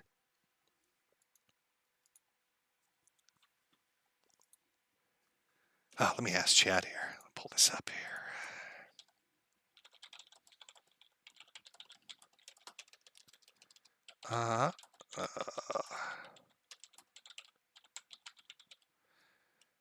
There we go. Okay.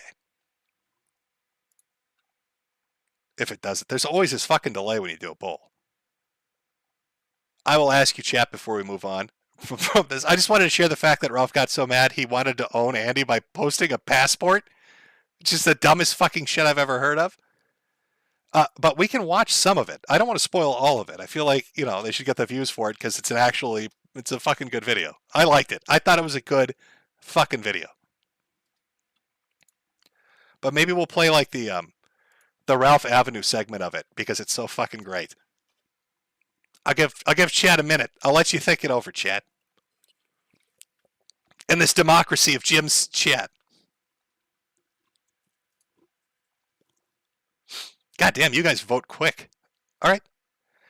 90 to 10. I'd say that's a yes. All right, we'll do that. Try to read the big ones first. Beguile Me for the super chat for 75. Happy fall to my favorite hat salesman. Love selling hats. Let's take a look at. Let me line it up first. Hold on here. I want to play Chapter 3, Ralph's Avenue, because it's perfection. It's so good. All right, hold on, chat. 1 second. Okay, how do I get this off? There we go. Is that full screen enough? I think that's good enough. Let's watch a little bit. This is a documentary. You can find it up on the Daka channel from the Kino Casino Boys. It's Andy and PPP taking a trip down to the bog that Ethan Ralph owns in fucking Louisiana or wherever it is. However, they have to stop at a particularly weird place they find called Ralph's Avenue.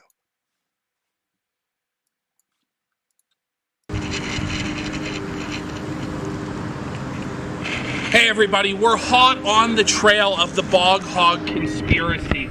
We're getting really close. We're here at Ralph Avenue, and it's going to be about an hour drive down this desolate backcountry road to the Ralph Swamp. All around here, you just see like housing projects, weird, dirty gas stations, liquor stores. It's really living up to the name of Ralph Avenue, let me tell you. And it just fucking stinks. Just stinks of fucking dirty whiskey, and you just see like weird white trash junkies around. We better get the fuck out of here. Yeah. Like, guys, just look at this. This is the corner of Ralph Avenue. Spicy coquina chicken hut? Like, how white trash can it get, guys? Like, this is like some shit that you would see in like GTA 5. Like a pre-rendered fake chicken chain. But on Ralph Avenue, seeing is believing, and it's real. It's the coquina chicken hut. Guys, get a load of this one. On Ralph Avenue, the residents are so lazy, so dirty, they've had to incentivize them to wash their clothes by putting a casino in the laundromat. A casino in the laundromat. Only on Ralph Ave. Only on Ralph Ave, guys, only on Ralph Avenue. It's not a gas station, not a petrol station. It's a gas bar. A gas bar. Everything has to be a bar on Ralph Avenue, okay? Only on Ralph Avenue would you see that level of white trash. Look at this. Check this one out, guys. And now they're only on Ralph Avenue. They're literally so poor here on Ralph Avenue. Gas is $1.57 a gallon. The rest of the country, it starts at $3 a gallon. Here it's half off because they know they've spent all the rest of the money on booze and pills. Only on Ralph Ave. Alright guys, look, we've been driving down Ralph Avenue for half hour, 45 minutes, totally desolate, there's nothing. Then out of nowhere, strip mall. Gaming Gators. Only on Ralph Ave. You're gonna find a Gaming Gators next to a payday loan place. Next to J. Caesar's favorite pizza shop, Little Caesars. Only on fucking Ralph Ave can it get that white trash. Alright guys, so we're on Ralph Ave. And as you can see, the only church on Ralph Ave is Church's Chicken. It's fucking great. Oh, it's a very well done video, chat. Again, you can watch the entirety of it over on Daka Daka's channel. It's like 35 minutes long. They go out into the woods. They contact the dead relatives of Ethan Ralph. But he was not very happy about that. He got a little bit mad. A little bit angry. Ralph has a weird habit of getting very pissed off at people and then doing weird shit. Nick too. And they're both like very stalkerish ex-girlfriend types, like Nick taking creep shots of Jaden and then posting them nonstop everywhere on the internet. Or Ralph literally doing this, which I think it's almost fetishistic in the fact that he's like a glutton for punishment. I don't understand that mentality, but like if you talk shit about him, he has to see it. Even if he blocks you, he has to see it. Now, my good friend, Quarantine Coof, sadly, kicked off of Twitter. Lots of people kicked off of Twitter, started going over to a place called Post. So what does Ralph do? Right? I want to show you how obsessed he is, because this is pretty great. So Graf is the guy that runs Post, one of the admins. On September 9th, Graf decides, because Ethan Ralph is stalking people's Post feeds, which are like Twitter feeds, that he's going to lock the site down, so you have to have an account to see shit. Within 1 day, less than 24 hours, honestly, Dick Masterson has made his own instance over on the Fediverse. So he made his own version of Post, and then within hours of that, Ralph set up an account so he can stalk people. So this dude shuts down people's timelines so Ralph can't read them obsessively, and Ralph has to go out and beg on his hands and hoofs Dick Masterson to make an instance so he can stalk people to get mad at them on the internet. It's just unfucking believable. And then after he does that, right, he makes this instance to go stalk people over on Post. What does he do? He starts blocking everyone. Dick Masterson made an instance with only 2 people that use it. Ethan Ralph and Dick Masterson. And Ralph, as the only user of this thing, has blocked everyone he can from following him. And then he made another post. He made another account, a secret other account, besides this one that he's blocked everyone on, to obsessively stalk them, because everyone lives rent-free in his head. If you had seen the chat earlier, you'd understand what I'm talking about. Remarkable. Absolute sheer fucking insanity. I don't know what it is with Ralph and Nick, but it's really weird ex-girlfriend stalker shit. It's like next level ex-girlfriend stalker shit. Now, speaking of Post, let me segue into this. Why not? Oh, look at that! Look at this little Jim. All my friends got executed. All my friends were mercilessly executed on Twitter, and I couldn't shitpost with them in peace anymore. So I moved over to this wonderful website called Post. That's POA.st. POA.st. Part of the Fediverse. I thought, how do I explain what the Fediverse is? Because everybody's got they've got their cute little explanation on it. What's an instance? What's the Fediverse? I had this great little spiel about it. It's like an MMO and all this shit. Easiest way to think of it is like an image board. So the Fediverse would be 4chan, which would be the entirety of the Fediverse, and then every instance, which is user created, would be its own board. So some boards are like Pol, some are like A, some are like V, and I'm on Post, POA.st, which is a great little instance. If you want to shitpost and say naughty words, they let you do it. And Ethan Ralph can obsessively stalk you over there too, if you want to join in the fun. Now, I know a lot of people are confused. What's that website? How does it work? If I set up a membership, I don't understand instances in Fediverse. Let me tell you, I got something special for you. So this is the account of the guy, one of the guys that runs Post. His name is Graf. And he loves it. He fucking loves it when new users make accounts and then obsessively ask him questions. Now, if you're interested in saying the N-word without repercussions, if you want to know what Twitter's like where you can say the N-word, and you want to make a Post account, be sure to message this guy immediately after doing so. Tweet at him, or post at him, I guess I should say, and ask him innocuous, annoying questions. He fucking loves that.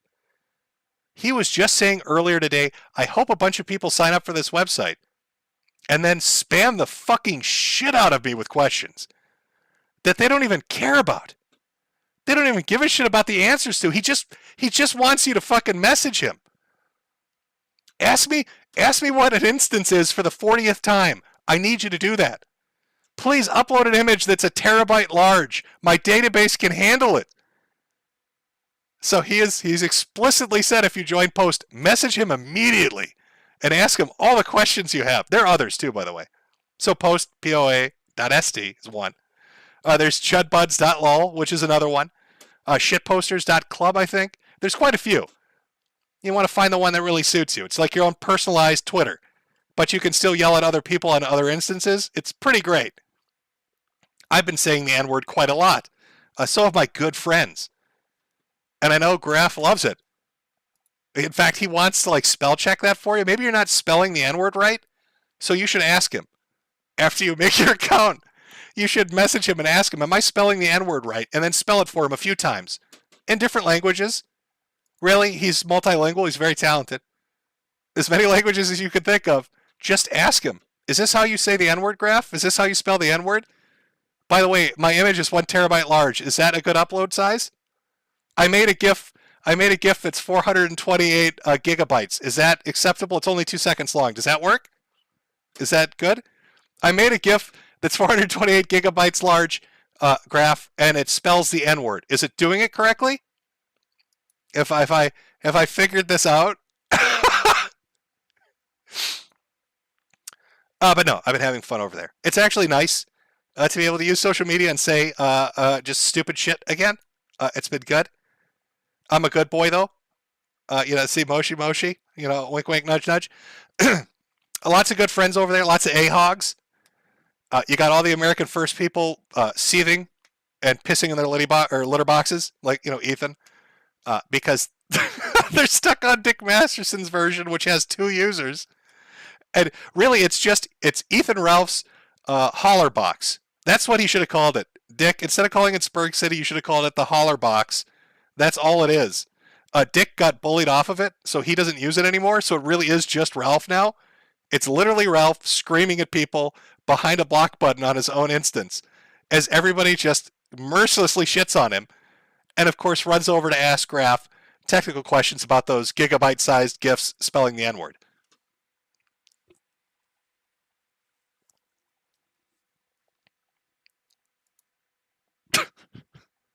Have fun with that, Graf. And the other ones, again, it's like, I think it's chudbuds.lol, shitposters.club. I don't, there's a lot of them. It'll take you a while to find one that suits you. But if you want to say the N-word, if you want to be an edgy boy, there you go. It's sitting there for you. What was it? We had a little more here. I mean, this feels like an every month thing, but why not? So once again, more people in America First have been arrested. Isn't it interesting, Chad, that after Baked Alaska signed his federal plea deal with the government for January 6th, that all these people that are connected to America First in some way or some form are all getting arrested one after the other? We have the newest group, which is a group of 5 people. Here's Nick Fuentes' commentary on this. This is his response to their arrest. Contrary to what has been reported, these 5 were arrested in connection to J6 are not Groypers. He starts listing their names and calling them Jewish Wignats, which how are you a Jewish Wignat? How does that work? Is that like a Laura Loomer thing? I remember she used to go around telling everybody she was Jewish, but wanted to have Aryan Jew babies. But if that was the case, Nick wouldn't have a problem with it because he endorsed her run for office. So I don't know. And here's Nick again. It's regrettable that they've been caught up in the DOJ dragnet for January 6th, but I am not, nor do I wish to be associated with these losers. Just to give everybody a quick reminder here of, how it's been going for like the last month and a half to 2 months of people nonstop getting arrested who are connected to Nick Fuentes after Baked Alaska signed that fucking plea deal. Let's take a look here. Well, there was a San Antonio teen, Latino Zoomer, who threatened to do a shooting spree at Turning Point and also got arrested for child pornography. There's that one. Of course, can't forget about that one. There was another guy from Huntington Beach that got arrested. Of course, can't forget about him. And then a group of them all got arrested. So it's really fucking strange to me, chat. When I think about it, what does this all have connection? Well, let's see what happened. Baked Alaska signs a plea deal, and now all these people are suddenly getting arrested. Really makes you think. Really got the noggin jogging, chat. I'm not sure. I'm not 100% sure what's going on here.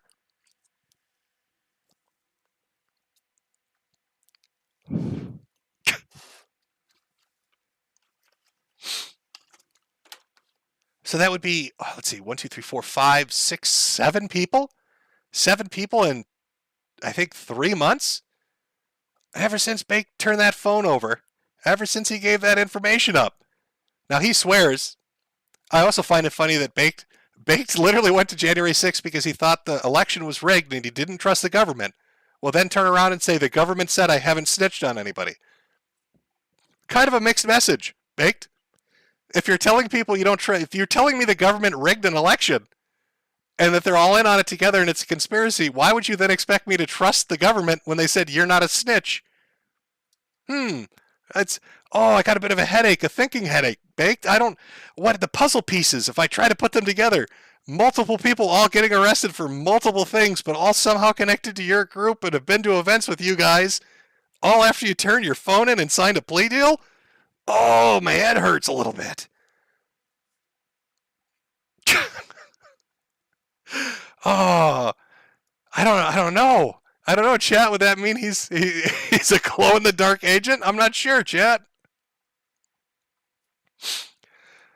All I'm going to say is this. I would not be surprised at all if in the next month more, groypers get arrested. And, of course, Nick will release statements saying, I've never met these people.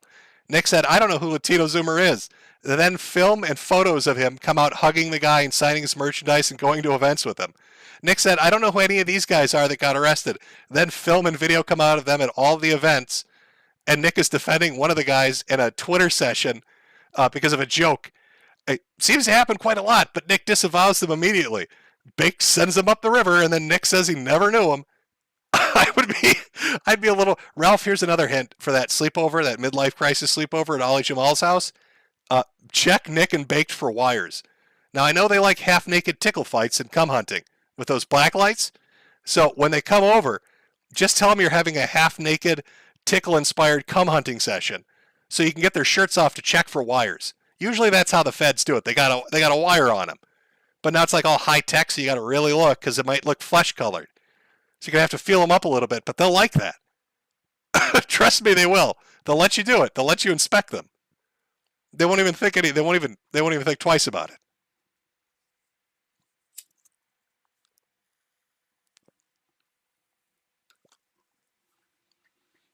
Yeah, I mean, I suppose, chat, I could talk for 1 second. I don't really care where Ethan Ralph is. Like, I know. There's this great big gun hunt.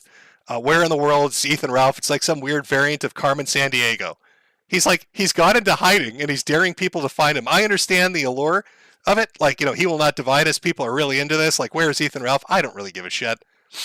But there's a chance he's living in Mexico, that he's fled to Mexico. I don't know if it's true or not, but it's fucking funny. And I'm just going to roll with it. I think Ethan Ralph is in Mexico. People have speculated he's fled to Mexico and is living there, and they based it on 3 things. One, he's a coward who's running away from financial responsibilities. That's the big thing. And then also Josh literally made a shitpost saying, If I was Ethan, if I had freedom, what did Josh say? He like baited Ralph into moving to Mexico by saying, "God, I wish I could go to Mexico," just like Andy said, "God, I wish I could go to Portugal." So I mean, there's a really high possibility Ralph has done this, but they're basing it off the fact that Ralph kept having internet connectivity issues every time there was an earthquake in Mexico. I swear to God, people matched it up. It happened like 2 or 3 times. There'd be an earthquake, and then Ralph's stream would die. And then once internet service was restored in a certain part of Mexico, Ralph would be back on immediately. And so like, holy shit, he's living in Mexico. And then I guess there's a picture him or his girl put up where there's like an adobe building with like a tin roof. It looks like some third world fucking hut in the middle of rural nowhere. So we're not talking like a big Mexican city or the suburbs. We're talking like out in the fucking boonies or some shit. I love the idea that Ethan Ralph, who doesn't speak a lick of Spanish, is living out in the boonies in Mexico, assaulted nonstop by earthquakes, and probably running for his life from the cartels because they want him as like a sideshow exhibit. Like, look at this guy; he's got 2 stomachs and 4 tits. we can scare the narco officers with him. They'll think we've genetically modified his super soldier. But yes, that's the Ethan Ralph in Mexico arc. I don't know if he's there. Again, I really don't give a shit. But it is fucking humorous to me to think that he fled to Mexico to get away from child support or some shit. Or that he thought it was like a tax haven, or maybe they don't have extradition. I don't know what your justification for moving to Mexico would be, like what the allure would be, if it's like economic or related to the law or something. But just if they're right, if their speculation is right, anytime there's an earthquake in Mexico, Ethan Ralph will not be able to stream. That's the only way they can confirm it. He's going to have to buy like a satellite uplink phone to fuck with people to convince them that he's not down there anymore.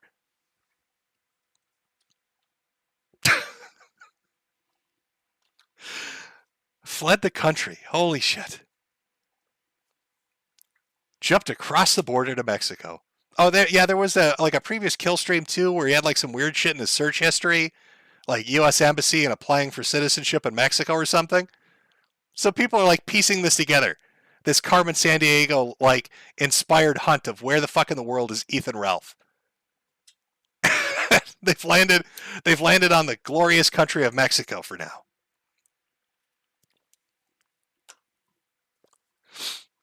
I mean, can he get back in the country? If he's in Mexico, can he get back in the country for that sleepover, that midlife crisis sleepover with Ali Jamal? I don't know. It's gonna require some work, isn't it, Ralph? I doubt he did. Ralph Ventura. Do you think he's changed his name? Holy shit, do you think that's why Dame Pesos is back? Maybe Dame Pesos is like a high-level cartel member, and the moment Ethan Ralph went into like Mexico or South, Middle America or South America, he activated. The cartels, they tapped him on the shoulder, and they're like, hey, we're tasking you with the Rage Pig. You need to reactivate Dame.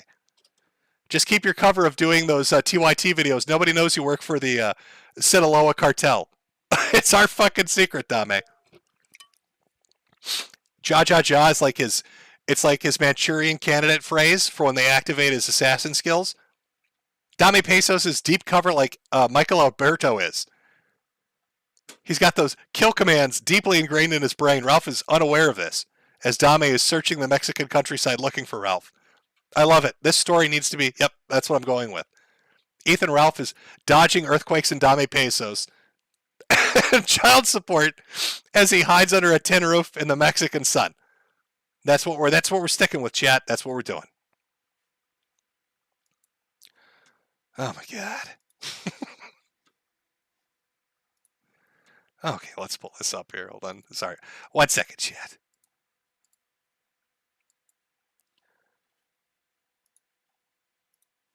Okay, there we go. Oh, my little chuts. All right. So, like I said, we will do our our Fat Guys Sue People stream, because it's more than just Acer Thorn now. It's a second psychopath.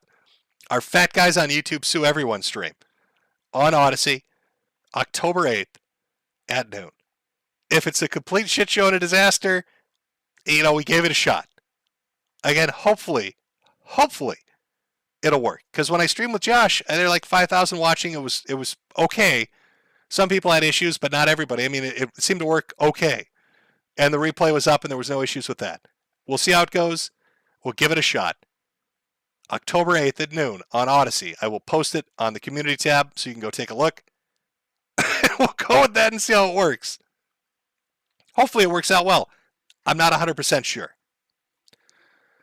Aside from that, again, if you sign up over at Post, make sure to just spam messages at Graph, asking him all about the N-word and how to spell it. He loves it. I'm sure he'll love it. Also, other people will be able to help you out with other instances and recommendations if you're looking for something different. It's really a customize your own shit kind of vibe. I've been using it for a few weeks, so I'm not 100% familiar, but it works for me. I haven't really had any issues. Except for uploading terabytes of dolphin porn. Seem to fuck their database up a little bit. But you live and you learn, chat. You live and you learn. So with that, hopefully we don't all die in a fucking nuclear apocalypse. I don't think we're going to. Listen, I think the UN and NATO are going to come out with a binding resolution. A binding resolution saying that Keffels needs to shut the fuck up. And that's going to satisfy Putin enough that he's going to be like, okay, I won't use nukes. Look for that to happen in the next week. That's my political insight for you. Hopefully the bright future ahead doesn't burn our eyeballs. And we'll be back here for Chud Bud stream for Year of the Chud in October. At the very least, hopefully we can make it one more week so we can laugh at Acerthorn before the nukes start falling. I don't know. But that's what we're going to aim for. I hope you've had a great month. I hope the month upcoming is great for you. We'll take a small break. I'll grab another drink, and I'll read over super chats like I usually do. For everybody that came out, thank you for coming out. For everybody that's going to take off, have a good one. Anybody else, stick around. Give me a few seconds here. Let me let me grab a drink, because my voice is dying out on me, and we'll jump into super chats. So, it's a short break. There we go. I'll just put on one of the opener videos, and I'll be back in a few minutes. Hello, everyone. You know who this is. Yet you have absolutely no idea. Of course. Wow. Somebody gonna be famous. Real famous. I sit here writing to you now with my exceptionally long penis very deeply and warmly into my vagina butt. Isn't that neat? Charlie Hunter 77 has joined the game. Call 911. This place needs to be swatted. It's obnoxious. You have a bully cabal. You don't find people being bullied into suicide on 4chan. I mean, this is ridiculous. Okay, if he says any more bad words, I'm gonna hang up on him. He doesn't own Kiwi Farm, and he died less than me. A little kid named Moon owns Kiwi Farm. How do they make this more and more epic every time? We'll defend ourselves! I'm sorry, I'm a soy-filled bitch and play your videos. If we get Donald Trump just to tweet out, just a tweet that mentions the hashtag Gamergate, it doesn't even necessarily matter how we use it. Man, the blue check marks are going to shit their fucking pants. It's 2019. I can't believe anybody believes me on a spinning fucking ball of water. True.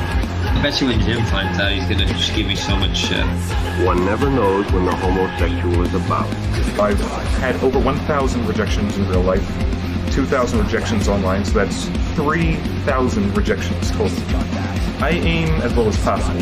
I aim for obese women, ugly women, ideally ugly and obese. I would do anything just for a 300-pound ugly white girl. I said it's not even out.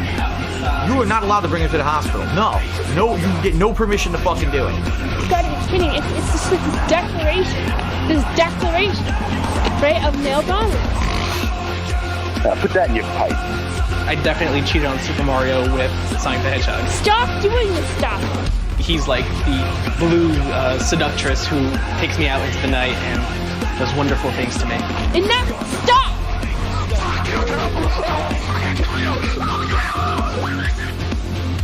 How can a Yorkshire Terrier live in the wild?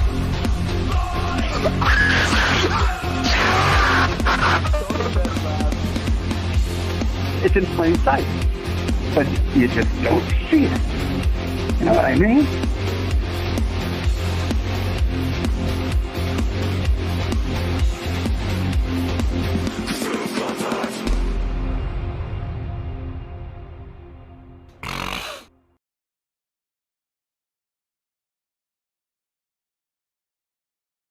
Okay, Chad. All right, we're back. We're back into settle to. Let me put a little thing up so anybody that walking in is like, why is he just reading super chats? What the fuck? All right, let me just give me a second to scroll through the worst system YouTube's ever made when you try to read shit. God, you'd think after all these years they would just streamline this, but no, they don't. You've got to go like through fucking 42 hoops. 42 hoops to read shit. Okay. Just make sure everything's good here. All right. Now it's the nice, comfy super chat time, Chad, as we go through this. From Vladik07. After an accident, my dog, 15 years, couldn't walk, so I had to put him to sleep. He had 4 days to recover. I don't know if my decision was the right one. Have you been in this situation with the dog? Rip Loki. Yes, I have. I used to have 2 Boston Terriers. They got really old in age. One of them ended up having like a seizure disorder, where if he got overheated, he would have seizures, like violent ones. The problem was he liked to used to go under furniture, and so he'd get overheated all the time. There was one time that I had to lift a bed up with my shoulder, like the entire thing, the frame and all, so I could get him out from under it, because otherwise he was going to hit his head against like the metal underpinnings or whatever they'd be called. I fucked my shoulder up really bad on that one. And at the same time this was going on, because he got older in age and developed this, the female dog ended up getting like an eye disorder where she wasn't producing tears. So I had to put drops in and ointments in for quite some time. But it just got to the point where they got so sick and so old that I had to put them down, which is really hard if you're a pet owner. I'm sure it's the same if you're a cat, if you've got cats. But yes, I've been in that situation, and it sucks. From Laparty, Chud Buds Rise Up. From Nut Busta, every physical confrontation with men ended with Ralph rolling on the floor, once by Digibro and his friends, while they screamed about the power of friendship. That's why he goes after their wives. Yep, Ralph likes to go after people's wives because he's afraid to go after them. From Evil Bunny, I think I read this one, but Bunny Seg Money as promised. From Half Chubbin' It, days off after 7 night shifts, and we get a year of the Chud stream. Can we get a motherfucking RRU in the chat? Year of the Chud continues to go strong. From Jocko Johnson, time for my monthly shekel donation to the True and Honest Weatherman. Like you said before, laughing at tyrants diminishes their power, so thank you for continuing to put them in their place, Jim. From James Smith, is it possible to put winter hats on the store? What do you mean by like winter hats? You mean like a snow-themed hats, literal winter hats, or... I'm not sure. I guess I don't know what you're asking for. Do you want like snowflakes or snowmen or something like Christmas themed? Maybe I could try to think something up. I've seen the creativity I put into it, so I don't know what you're gonna get. But I'll take a look into it. I said I'd do the little Swatty Squad stuff, and it took me like 2 months to remember to do it. But there you go again. It's up on the store. It's available. If you're interested, there you are. So maybe, possibly, I'll look into it. From Laughing My Fucking Ass Off, Schwarz, nice new intro, Shutter. From Carnizzle, some funding for more of your cancer sticks. Always need more of those. From Aunt Haggis, even better cover for this month. From Arclight, cheers, Jim.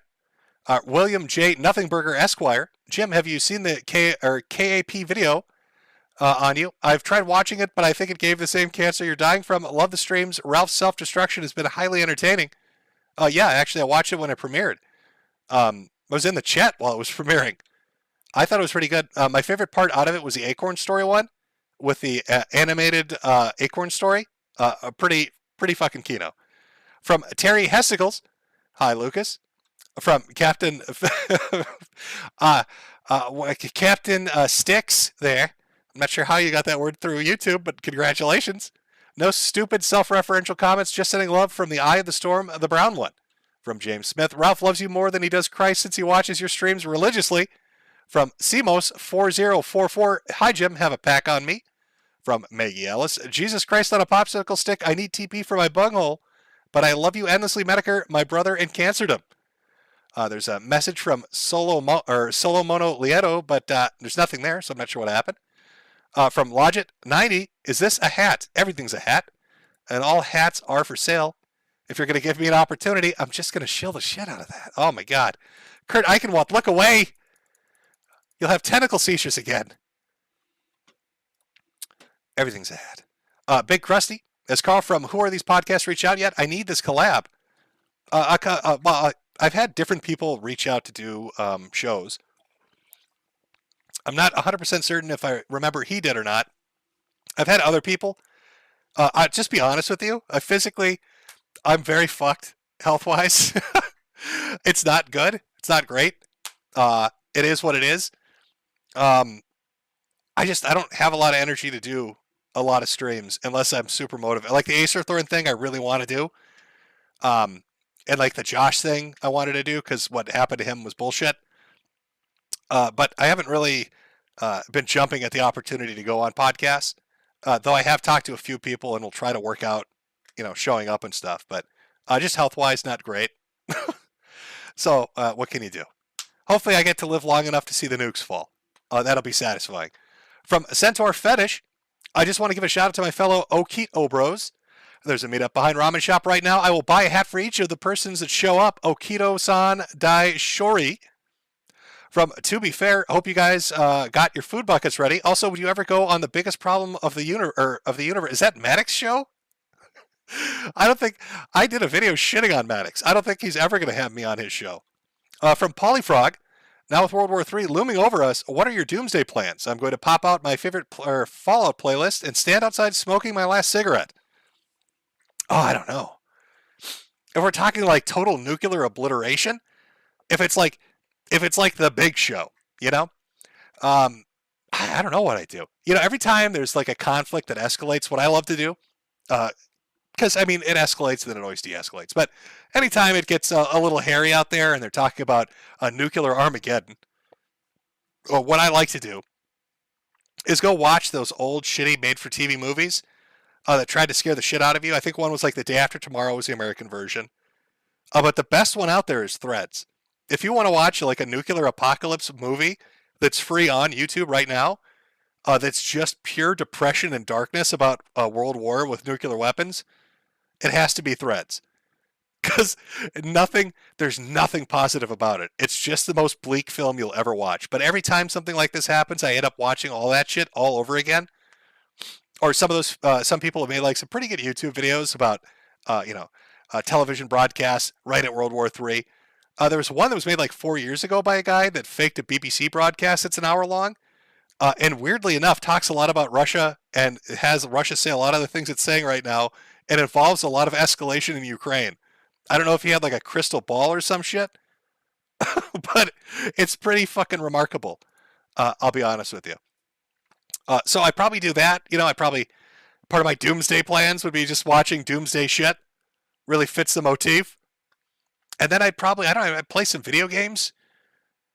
Maybe just, relax with the wife and watch. What would we watch? I don't know. We'd watch something.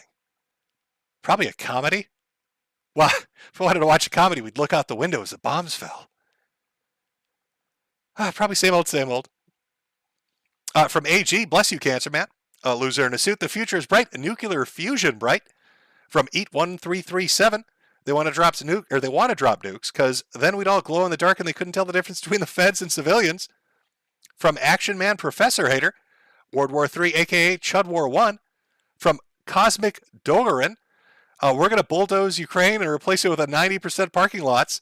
I'm telling you, that's how we get out of this recession. From Bradford Mitchell. Jim, come on, don't you remember the Cold War days? This is nothing. Mix up some Tang and open up some Pop-Tarts and be all Gen X and just don't give a shit. That is true. But that was a Gen X mentality, wasn't it? That's a latchkey kid syndrome. Gen X is so used to being neglected that they just tuned everything out. So when they're like, oh, it's the Cold War, man. Everybody's gonna fucking die. They're putting on their Zumbas and some, they didn't give a fuck. Listen to some MC Hammer or something. Enjoying some delicious. Whatever happened to Tang? Does that even exist anymore? The astronaut drink, right? The powdered shit. I don't I don't know what happened to Tang, or is that like a beverage product? I'm thinking of something. I'm almost certain Tang was the astronaut drink, but I can't remember. From Pasmic, Jim, you glorious Irish weed, thank you for doing the Ballad of Mr. Metokur Part 1 with Kill All Pedos. Absolutely glorious. Sorry that your uncle turned out to be such a degenerate. Can't wait to see Part 2. Well, thank you very much. From Angry Man, Rust tragedy is only 1/5 of internet drama. From Kero, Sep Metokur, I saw my anime collection and ran away. Speaking of which, what do you think of the Trigun reboot? I haven't really been paying attention to the Trigun reboot, so I don't know what to think, I guess. There's another reboot they were doing too. Oh my god, it's the one with the, I'm completely fucking blanking on it now. He had like the X cut on his face, and he had the backward sword where he wouldn't use the blade on people. Somebody in chat has to help me out with this shit. Somebody has to know what I'm talking about.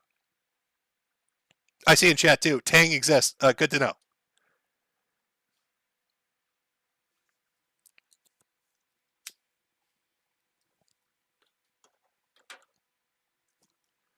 Ronan Kenshin. There we go. Thank you, chat. I knew somebody would pull it. From Legato Madi. Give me Walmart or give me death. We had it too good with 24-hour super Walmarts. If you show around closing and the employees are lying and saying we're closed, just say you work there and they'll let you in every time. From Project Noble, we're all going to glow in the dark. More than likely. From Castle's Keep, thoughts on the upcoming Evil Dead Rise movie. I'm completely unaware of it. Though I did see like a trailer for, Hellraiser, which does have me partially interested, so hopefully it's not a complete shit show.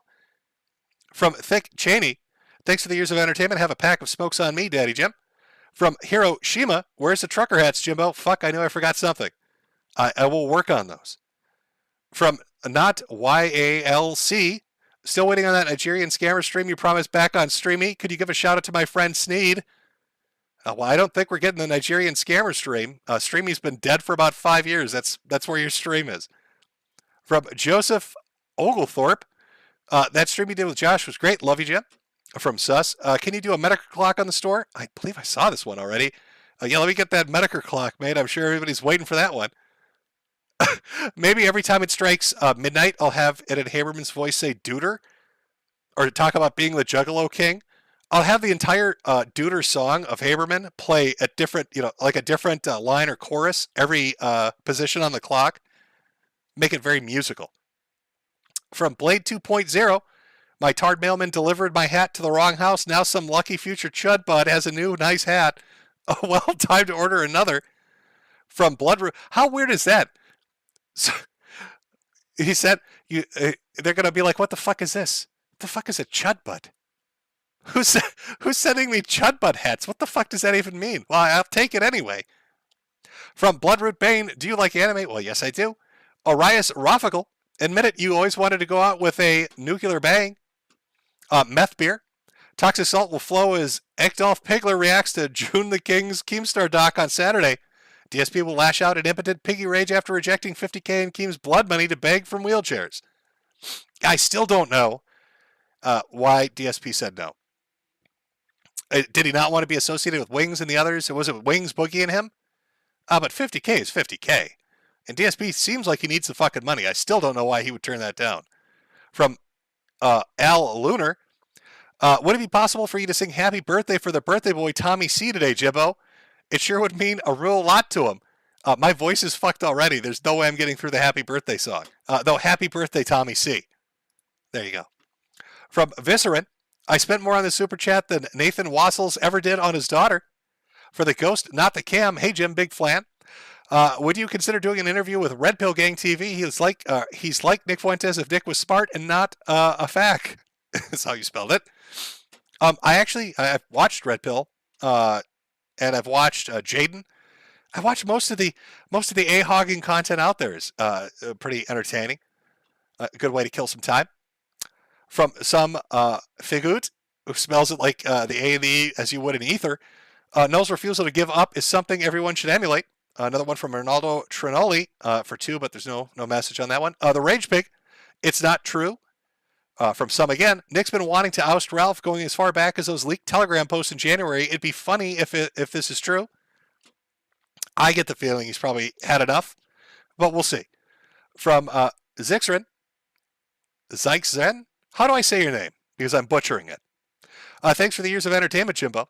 From Frostback, thanks for the years of laughing at speds, feds, and people off their meds. Have some smokes on me, Jimbo. Thank you. Nut Busta, hey, Ralph, look. Over 7K views, yet seem to be struggling still. What's considered falling off when you super chat money to your viewers instead? Oh, that's right. I believe Ralph said Jim won't hit 10K, which he was right on. I didn't today. But then he also said Jim won't hit 8K, which I'm pretty sure I hit 8,500. You know, Ralph, 8,500 I think is more than Fuentes plus your entire streaming platform combined. Still here. It's really weird, Ralph. Didn't Nick say he was going to end my career? We're in fucking September, and I'm still making money and pulling in viewers. There are 5,600, what do you got? 5,500 people listening to me read super chats, Ralph. What's going on? Why don't you ask Boring Bibble for his hot take on it?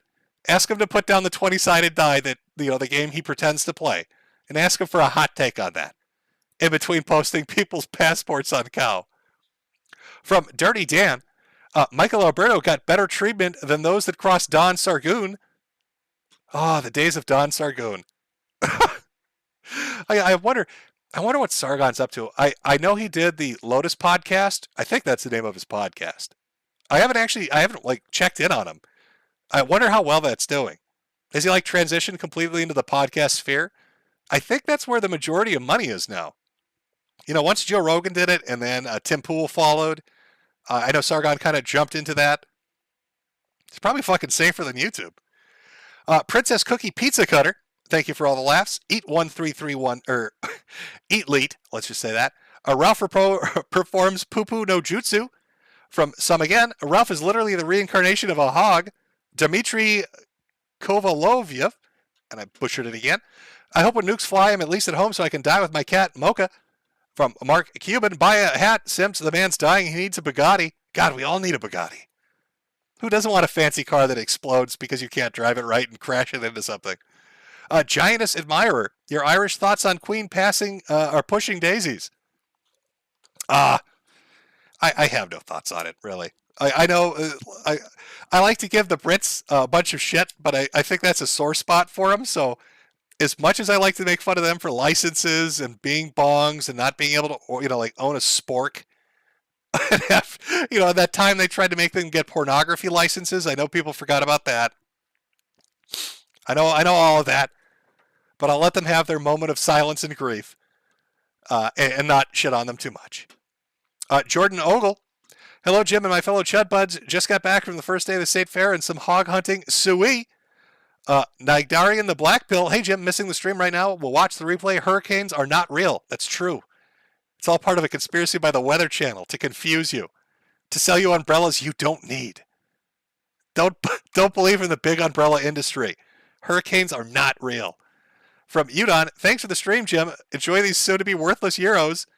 I will convert them into soon-to-be worthless dollars and be joining you in that ditch soon enough, my European friend. From Dimitri again. Honestly, I want to know about the Turkey Man before the nukes kill us all. Hope it's a stream. Mario Kart 13, 90% of Ralph's audience waiting for an on-air heart attack. Project No Bull, Truffle Hunter Ethan Ralph. From Drooby, hey Jim, the nukes may get you before the cancer. I mean, that is true. They may come in and take me out very quick. From Matt Aquino, hey Jim, I decided to go back to school and I'm majoring in biotechnology. Hopefully I can turn you into a space marine after I graduate and invent Gene Seed. At any rate, have a few drinks on me. Well, thank you very much. I've always wanted to be a fucking space marine.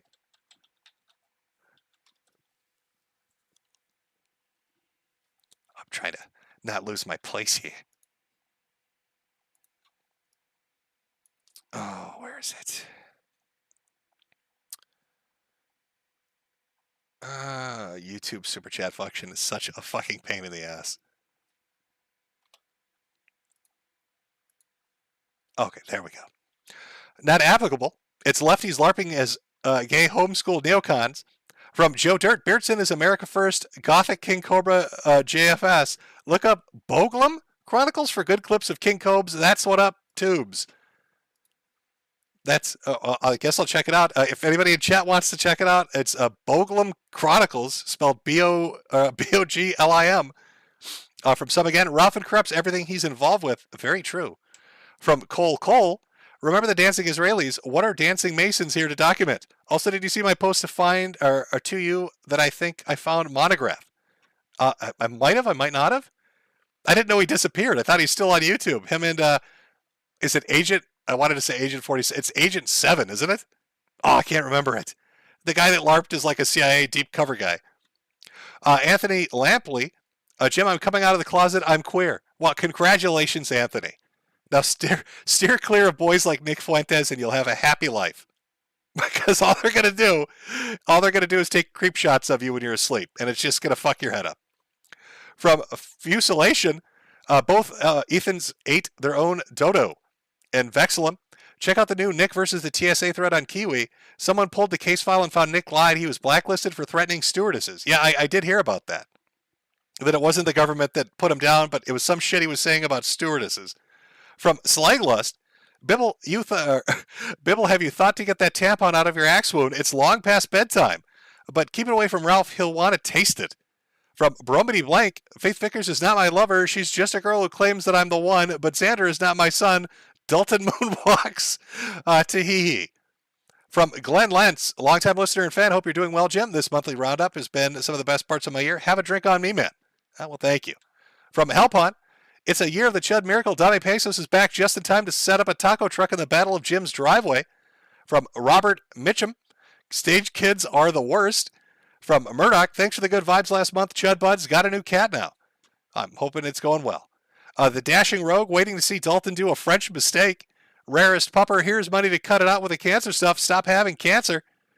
From Texas T2, take my shekels, Weatherman, and unlike the Gunt and Nick, you make more money in a month than they do in 3. From White Butter, Ralph will love toilet wine. It's a combination of his favorite two things, day drinking and crap.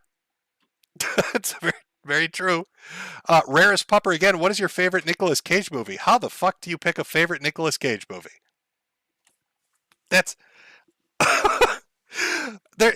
It's, I suppose it's like this. Like there's a clear delineation, right? There's a cutoff date for when there are normal Nick Cage movies and everything goes completely bonkers. And I like bonkers Nick Cage. And I don't know how to pick a favorite out of those. What was one line from one of the movies? Keep shooting, his soul's dancing, or shoot him again, his soul's still dancing. Like there's some shit in Nick Cage movies that's just it's so good. Or the one where the parents got that virus that made them kill their kids, where he's the father in that one. That's a good one too. There's a lot of crazy good shit out there with him in it. E1000 Mega 123. If Putin starts World War III and nukes Europe, will Keffel survive selling Trunshine, or will there be a Raider waifu? I don't know. I don't know the effects of radioactive Trunshine. It sounds like a chemical weapon. They'll probably get arrested and tried at the Hague. Or the Hague. I'm sorry. Well, how are you saying? Mr. Morris, Fuentes taking pictures of people next to liquor bottles almost reminds me of Jeffrey Dahmer. From Not Applicable. Chappelle said this is when you get a carrot in your A. Procon Lotor. Jim, please tell Lola that her pregnancy milkers are legit. Well, Lola, you heard him. Lotor thinks your milkers are legit. From Robert again, Nick Fuentes has to return some videotapes. From J-Trap Swag 96, hey Jim, my white friend was kind into going to an all-black wedding this weekend. He needs tips for getting out alive. We're both scared. You want me to give him tips, do you? Okay. Here's Jim's great tips for getting out of that black wedding alive. First, you need to go up to the largest group of the biggest black men at that wedding and incessantly talk about how black people are inferior because they love it. They're going to love you for that. They're going to say, thank you for coming to this sacred wedding occasion and bringing your racialist shit right into our happy day. Make sure you do it just straight up to them. And then just start saying really offensive shit like ooga booga and just like shifting your neck back and forth. Don't do anything. Just do that for like 5 minutes straight. And then run. Then run would be my last fucking suggestion for you. I like to go to weddings and say racist shit to people. And then see if I can make it out alive. It's like the new Truth or Dare. It's like the new Jackass. It's Jackass for Zoomers. It's Jackass for Zoomers. That's how we do it.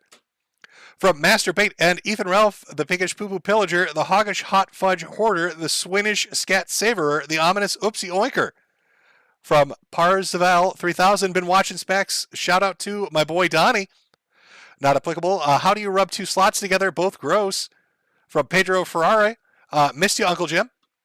From Ted Comet, Keffels is the new ContraPoints. From Xenomancer, stay new, stay clear, stay nuclear, stay nuclear. For posterity, Ralph's not even middle-aged, but he looks over 60. From Shitlord, play Black Midget. Black Midget would have been a different game. Play Black Magic 55 and stop being a wuss, bro. It's on YouTube, so it's kosher. From JB Behemoth, the voice of the apocalypse. When I burn, I want Metokur's laugh to welcome me to hell. Recovery Anonymous. Stadia failing shows that these mega corporations are mortal. They're willing to lose money to push people into owning nothing, but not forever. From JITCY9107. Been watching since high school, back on 2014 and 15, 23 now. Really love your work, man. You got me through work delivering at FedEx this year. Also, have you considered a stream with Sam Hyde? Sam Hyde does not know who I am. I won't be streaming with Sam Hyde. Like I said earlier, too, my health has kind of taken a turn, so I don't think I'll be doing a lot of like guesting on streams. The Rickster Dixter. Have you ever played Dark Cloud on the PS2? Good game. Yes, I have. From Phi Shoto. I showed a work friend how the sausage is made video. He said it gave him nightmares. Good job, Daddy Jim. It's a fantastic video. That's pure accurate facts. I love that video. Shitlord, change the 5 to S's. From Miracle Echo or Miracle Chow, please play Ram Ranch in honor of Nick. From White Void 404, my day was pretty bad. Getting shoot now that Daddy Jim is here. My day is better. Let me try reading that again. My brain malfunctioned for a moment. My day was bad. Getting shot now that Daddy Jim is here. My day is now better. Are you telling me you're being shot at? I don't know what you're telling. Are you like on the front lines in Russia? Did you enjoy my little spiel about the international politics? It made you relax a little. Thunder Chunky. Tell Bad Nuts he's a bad mother. Sup. Barker Z. That's why the Wii U is the superior console. CJ Man 2112. Haha, Metokur, you and your followers are just jealous of me and my party wife. Last night I gave her a sombrero special and was muy caliente. From Blake Diamond Archives, Lord Gibbons continues to reign over all others. Steam sales are supreme. I mean, you can't beat a Steam sale. Like, the discounts you get are just fucking ridiculous sometimes. From Payne, say Payne is a great... okay. Payne is great at Dota, and Spiffy is a trash mid. Thanks in advance, Jim. The Vile Delinquent. They're going to massacre Silent Hill even more. They're even going to make a remake Silent Hill 2. Why does Konami hate us, Jim? I don't know. They're angry they're not making easy pachinko money anymore, so now they're coming for your memories. From Dirty Dan, I think that 1K that I spent on the PS5 was great for a PS4 emulator. Very true. CJ Man once more. A shout out to Kito's Casino for carrying the shrine of Ralph's mother. They left her pills there and called her Ghost and Uber for her dialysis.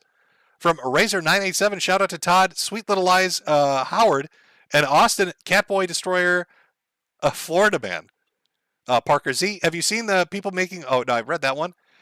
From Zenich, here's your monthly tithe, my good sir. Praise the Chudbuds and House Jim. Oh, and no cat boys allowed.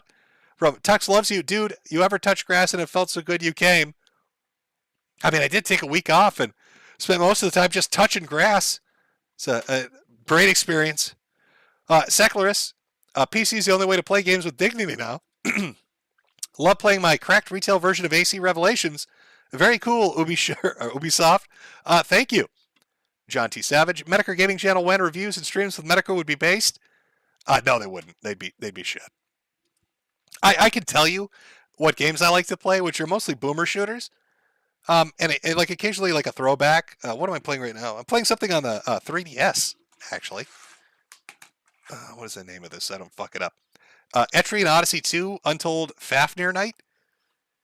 There's not a lot of games out there that let you be a cartographer. for whatever reason it is. But I like being able to make my own maps. I don't know. That's just the autism in me. For some people, it's toy trains. For other people, like Michael Alberto, it's Legos. For me, it's making RPG maps of little dungeons.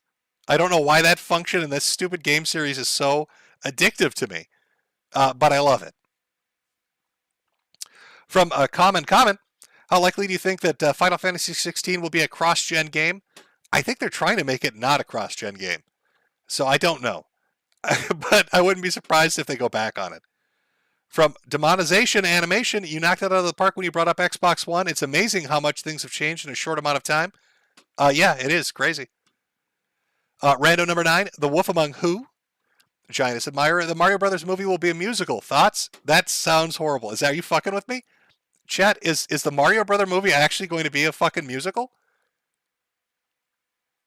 I have to wait. There's obviously a delay. Please tell me it's not a musical. Is it actually a fucking musical?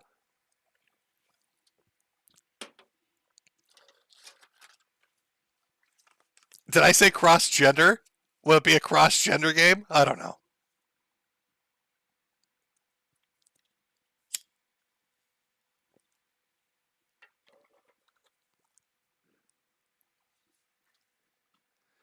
I don't know if chat's reacted to cross-gender games, or which would be a totally new fucking category, or if they're reacting to the musical part of the Mario Brothers movie. So is So Long Gay Bowser going to be like the finale? It's confirmed? Oh god, that sounds awful. Even as like a jokey concept, that sounds awful.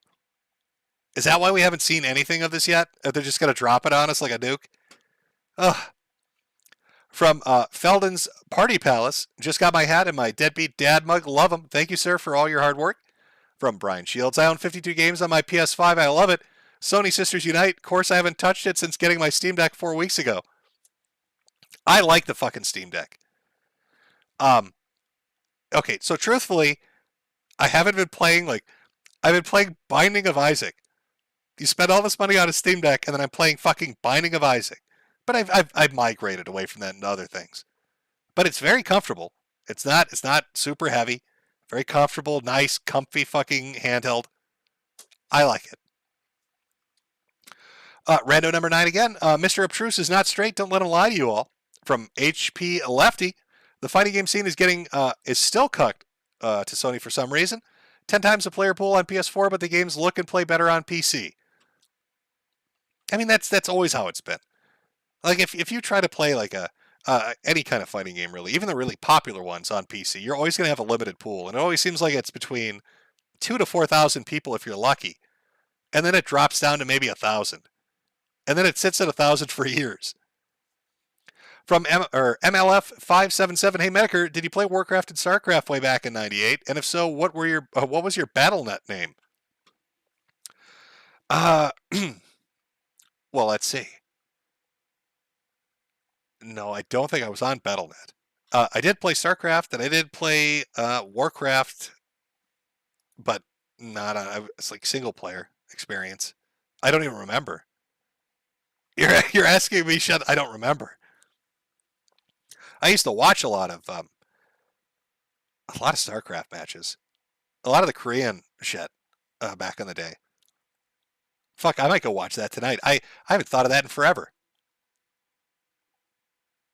Instead of like all the apocalyptic movies, Threads, The Day After, and all that shit. Maybe I'll just go watch old Korean StarCraft matches. Because those were fairly entertaining.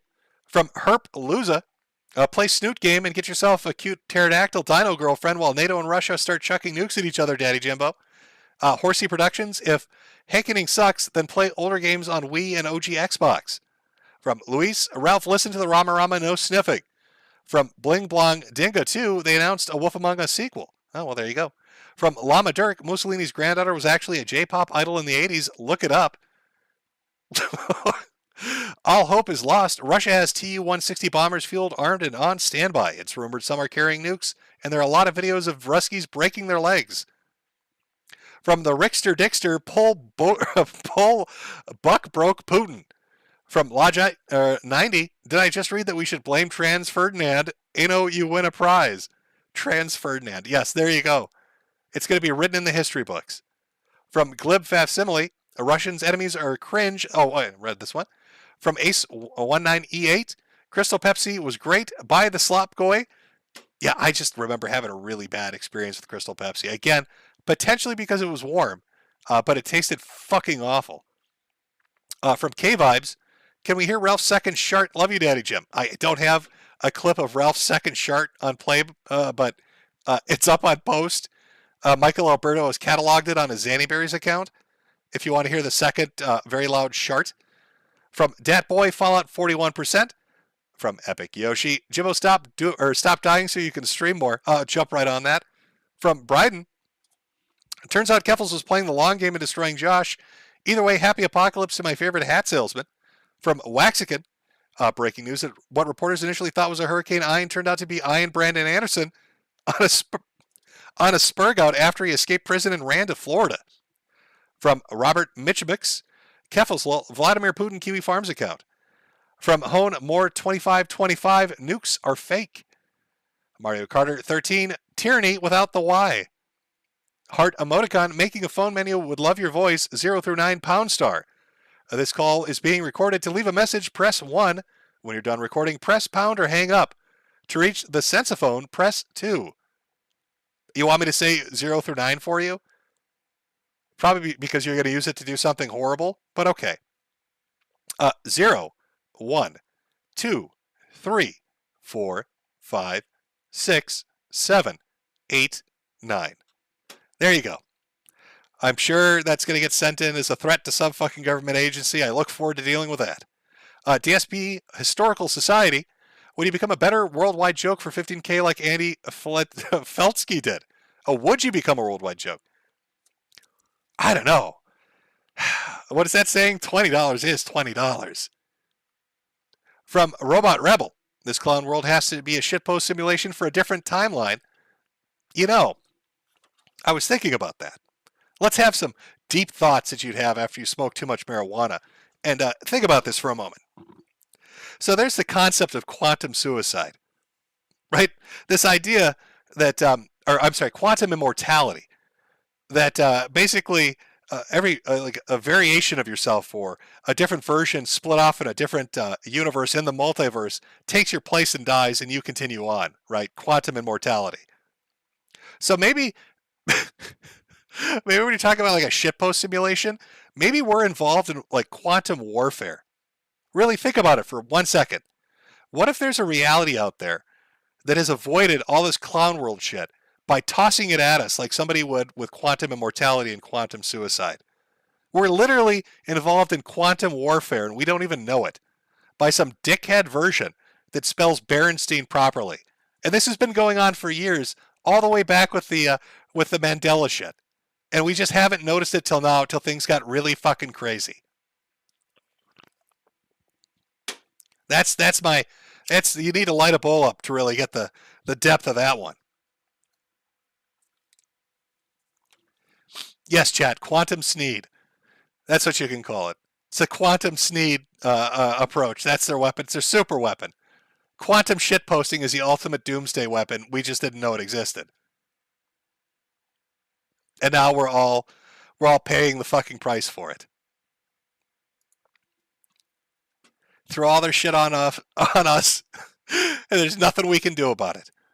The Bobinator. I can't believe Joshua Moon personally turned the key in the nuclear submarine and glassed half the eastern seaboard. From Super Salty 94 TTV, Sui. Robert Mitchum X. Your Odyssey name should be Tinfoil Hat Salesman. That is a good one. I'll have to look at it. Bling Blong Dinga 2. Again, the gobbling reminds me of the speedrunner who made his mom gobble and sent pictures to a girl below his age. Oh, the one that gobbled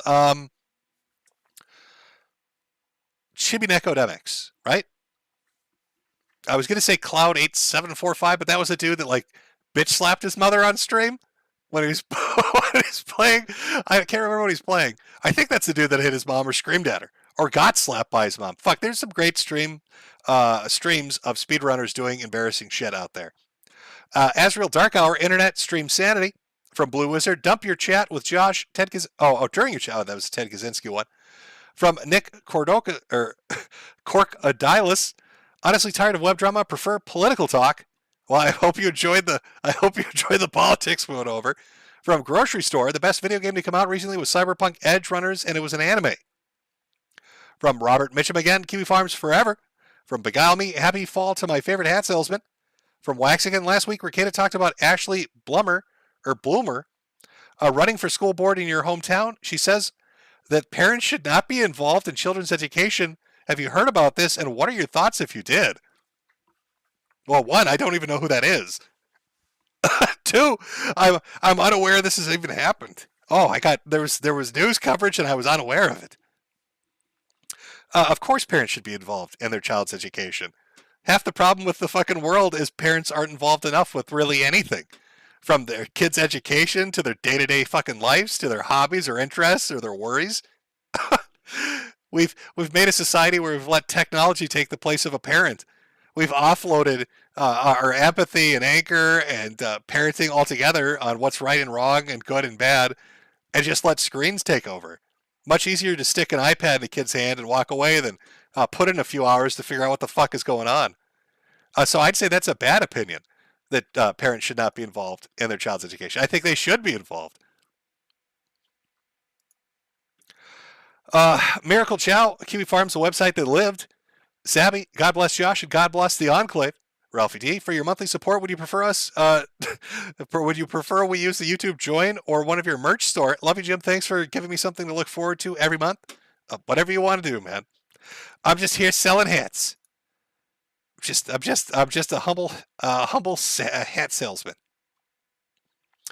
From Nick, shout out, Peppa for the Ralph Roastin' Bunny. Nick again, Peppa Pipkin, rabbit is the bog hog's natural predator. From Patio Furniture, Jim, I just made 400 from a fish rescue, so enjoy the fruits of my labor pulling an abandoned tank through used needles to get 6 fish. Fuck.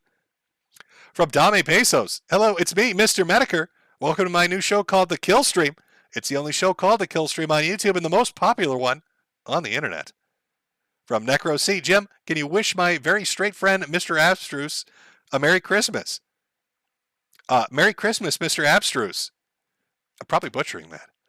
Brulio Cornjo, late, was writing a paper for my consumer behavior class. Love you, Jimbo. Please sell me more hats. You know, it'll be easy to find me in the nuclear apocalypse, I think, if we ever run into each other. Because I won't be able to pronounce anybody's names. I just butcher them fucking horribly.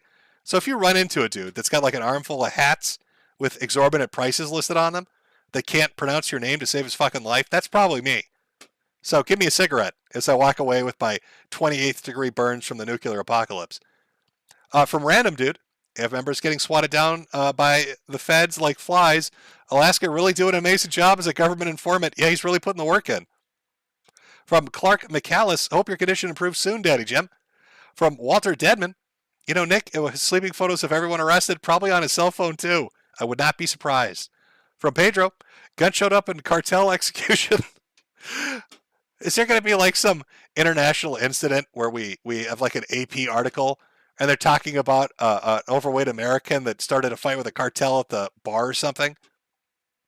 I kind of hope Ralph isn't in Mexico because he's going to get himself killed by one of those guys. Like it's not Portugal or America where it's like a fist fight with a pimp. Like they're crazy violent, man. it's the worst place you could have picked. Rick Zilla, Intercontinental Bog Hog.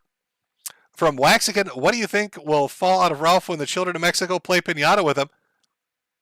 Empty Maker Mark bottles, shitty cheap cigars, and probably unuploaded sex tapes. From Eric the Red, Ralph's new name is El Gunto Jimenez Cristobal. It's me, the Lightbringer, should call it Two Guys Sui Everyone Stream. I like it, I'm stealing it. You've got your wish. From Michael, Jimbo, you mentioned you played hockey as a kid. Not surprising since you're from Minnesota. Morbidly curious, the position did you play? For defense or goalie? Also, Bibble's voice is the audio equivalent of ambient. It is the audio equivalent of ambient. I'm sorry, ambient. Dude, I played hockey when I was like super young.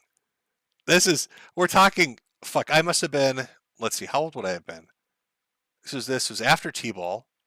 I must have been like 7 or 8, and I played it for a very short time because I ended up getting fucking purpura, and that was the end of my a little hockey career.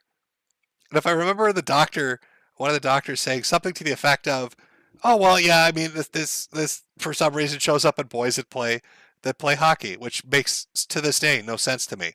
I'm not sure how playing hockey and falling on your ass repeatedly would do that. But at least I learned to skate. At least I was out there zazzing it up. Maybe Dalton and I could do a musical number together. I could do it on ice, and he could do it on stage. And we could toss that giant, sassy candy cane back to each other. It's like a performance. And then I'd get my honorary Freemasonry 48-degree angle badge that I so desperately want. From Cloud404, did you see Keffel's DIY hormone website has been shut down? The owner left the internet and now claims they no longer have ties to Keffel's and took their creator code. I did see that they shut down and that they're trying to walk away from it. Yes, I have seen that happen. From Walter Deadman, Ralph is sharing a shack in the desert with that other weirdo that dislikes you. I don't think he's out there. You're talking about Lambright. No, I don't think Wayne has standards. He's not sharing that shack with Ralph. Wayne would be like, get away from me. From the Interest, I know my Year of the Chud posters aren't as high quality as your watermarked Year of the Chud background, but would you use a poster if I make one for the Odyssey stream? I do like your art, and I see it all the time. I always feel weird about using people's art because I don't want to I don't know. I feel like I'm stealing it. So I tend not to. I just I have my wife draw shit for me. But yes, if you make something for the Odyssey stream, sure. But just make sure to include your artist handle on it. So if people like it, they can look you up. If you put your own promotion on it and it's clear so people can find it, I'll put it up on the Odyssey stream when I do it. From Maha Valio, Amberlyn Ride and Foodie Beauty stream when. Also, please say F you to Rob, my brother. Well, Rob, your brother said fuck you. Apparently. There you go. Ethan Ralph's dead mother throwing $20 in. Ralph stole my medicated knee pads to build oven for the puppies. I guess that's better than stealing my medication and making me walk to dialysis. P to pray for the pups. The oven was on. From Fox Azure, take my meager shekels. I may not survive winter. None of us may. Oh, there's the one from JS got stuck at the Tampa VA hospital. That one I did ask. I don't know if Evil Bunny got a chance to answer, though. At least I didn't see it.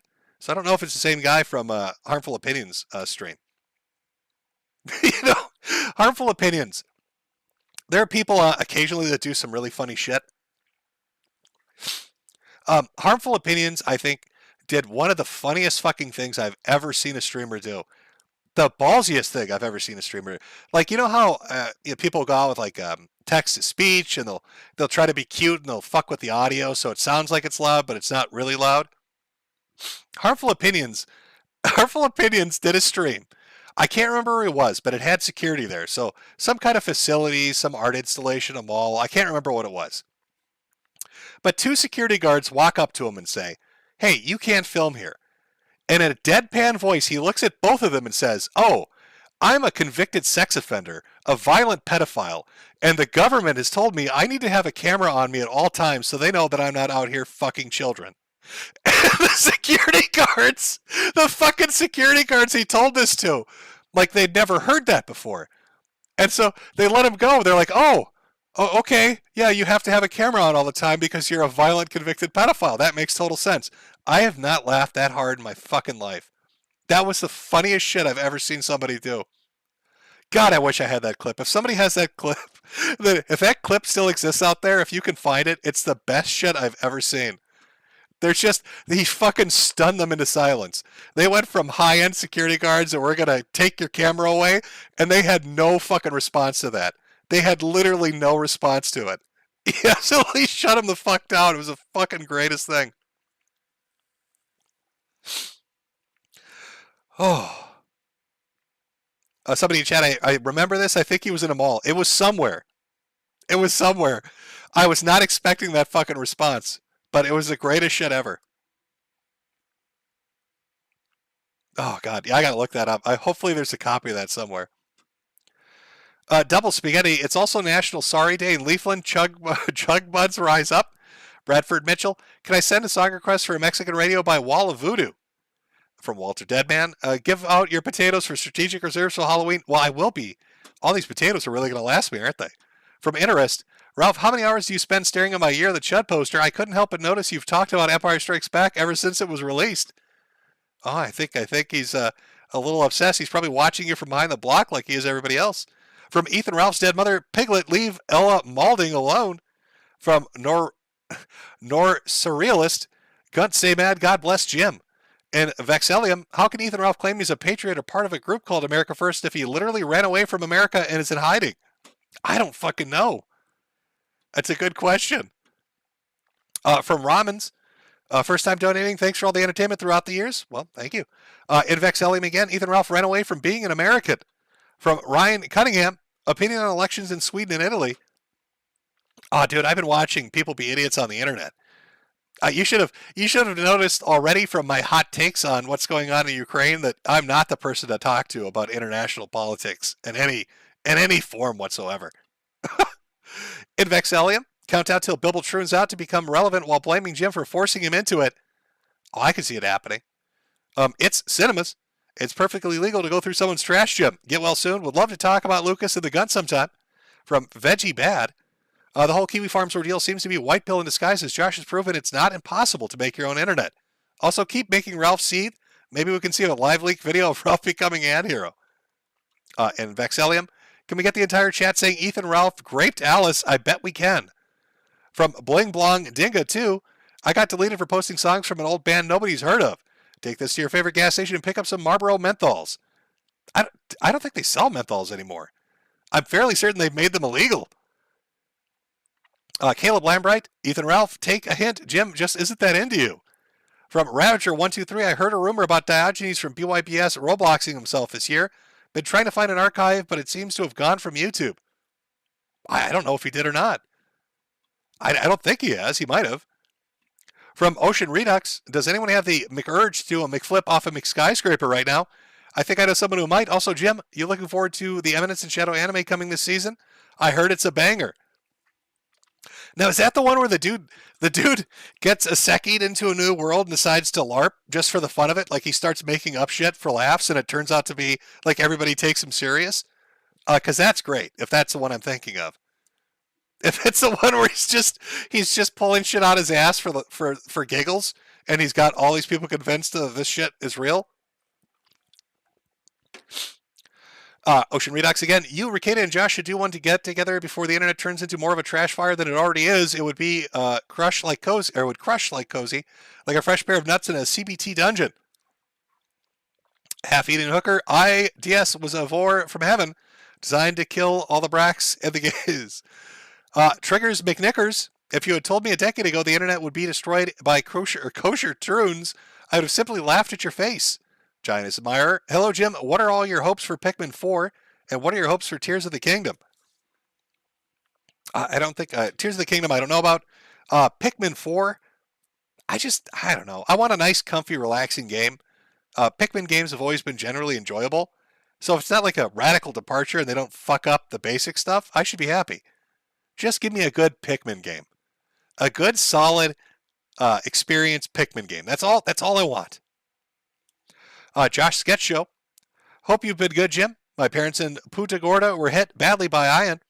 Our yard trees are gone. The roof was peeled off, and my dad found a giant boar in our pole barn streaming on Cozy TV. Hopefully they stay safe. Tell them to use bottles of Maker Mark to lure it out. From Lord Oregon, the house always wins. From Rocks, Hurricane Ian doing serious damage. Huge earthquakes around the world. Huge volcano in New Zealand could erupt. Thanks for the memories, Jim. And have you seen Cyberpunk Edge Runners? No, I've not, but I've heard a lot of people talking about it. And from Connection Error, 3K and stream hasn't started. Ralph's hollering in Espanol right now. Okay. For some reason, it reversed itself there for a moment. All right. I'm getting close to being caught up on Super Chats here. Give me one moment. Again, the worst system that YouTube has ever fucking created. You would think that they would have this down pat, but no, they don't.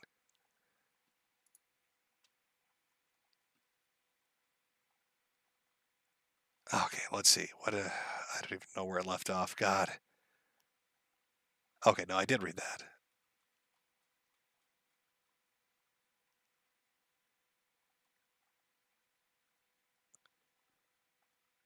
Okay, here we go. From the music in on Jim, the Stream Deck can be modded to have 3 terabytes of storage and 2 fans. This makes it run faster and cool it down 15 degrees. I did it to mine. There's a lot of stuff you can do it, software and hardware. I'm just happy with how it is right now and have been enjoying it. I'm sure I will try to fuck with it later and do terrible things that end up making me regret doing it, and then I have to pay more money to try to unfuck it. That's the story of my attempts at tinkering with technology. From Claire Berry, thanks for the shout out for chudbuds.lol. All are welcome. Glad to have more chudbuds. Again, that's CHUDBUDS.LOL. There you go. From Yuri, check out Aristosis tasteless streams of StarCraft ASL on Africa TV. It's good stuff. Peter R. Strong, independent single mothers who don't need no man but need money for dem programs. From Yul Brenner, bend over, it's Big Jimmy time. Nitrera Guy, Theory Ralph became a drug addict to LARP Breaking Bad with you. From Daniel Davis, Jim, a winter hat is like a beanie or something similar. Maybe the Russian hat, that'd be cool. And from Planet Trendy, gotta say things aren't going great after the Legoland breakup. Had a breakdown and got a grand's worth of Legos like an autist. Being a single parent sucks. I guess the nukes will cure my depression. I vaguely remember this story from a super chat last month. What Legos did you pick up, Planet Trendy? What I don't know, what do they sell them as? They make houses, cars, Star Wars. What did you, $1,000 worth of it? Well, I hope, this is something, you know who you need to talk to? Michael Alberto, our deep undercover guy. Now, he's deep into that shit. He probably could give you some good suggestions. Now, I think I got to everybody. I probably haven't. Let me see. Well, there's one Mega Doom 95, Ethan Ralph versus Bathtub Ross screaming match. Who wins? I'm going to say Ross is going to win that. I'm going to say Ross is going to win that based on the fact that Ross could just scream and scream and scream. It's like, it's the autism that compels him. It's rage for Ralph, but like, you can't break through that autism. So it'd be hard to defeat Ross on that.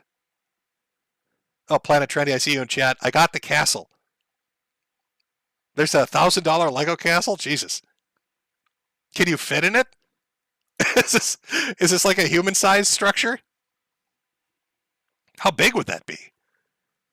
I'm imagining like a 6-foot-tall fucking Lego castle. Take like 5 weeks to make. I don't need to do a poll chat. I'm telling you, I'm certain Ross would win. That's a gut feeling I'm going off. The castle's 400. Okay, I got you.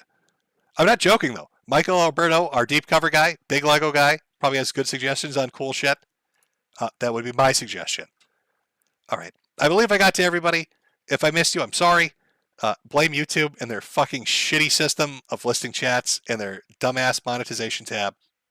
I've tried my best, and my voice is shit. I will see you all on, well, if you make it, on Saturday the 8th on Odyssey for the Sui stream by two fat guys from YouTube. Hopefully that goes well. Otherwise, the end of the month for the normal Chudbud stuff, if we're all alive. Hopefully there's no nuclear apocalypse. I don't know. Got to keep that positive energy flowing. Got to keep it, I don't know what would be a good word for it. I was going to utter out some shit from the 80s and 90s, but then you'd all hate it, wouldn't you? I don't know. Well, let's see. What would be a good ending song?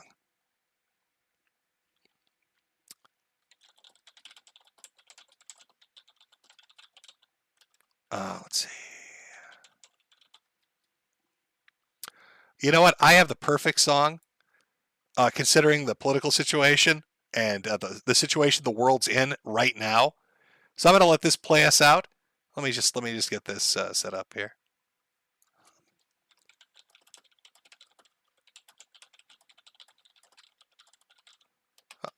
There we go. All right. I hope you guys have a good one. I will see you for the next stream, again, over on Odyssey on October 8th, or at the end of the month here on YouTube. Remember, duck and cover.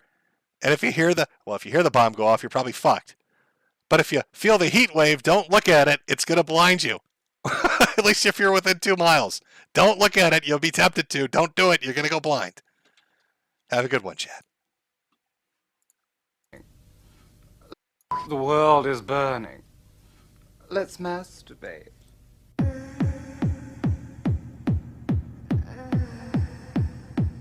People in the Houses of Parliament masturbate.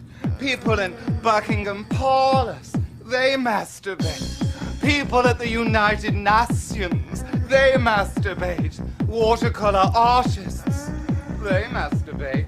Lollipop ladies, lollipop men, masturbating. People living in substandard housing, not able to afford acrylic paint. They smash up bus shelters, and they also, especially some of the 17-year-old boys, they masturbate.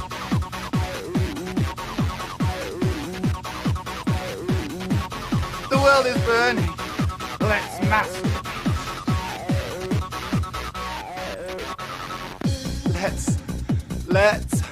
Let's singularly on our own or together collectively in celebration of life. Don't be a stranger. The world's burning.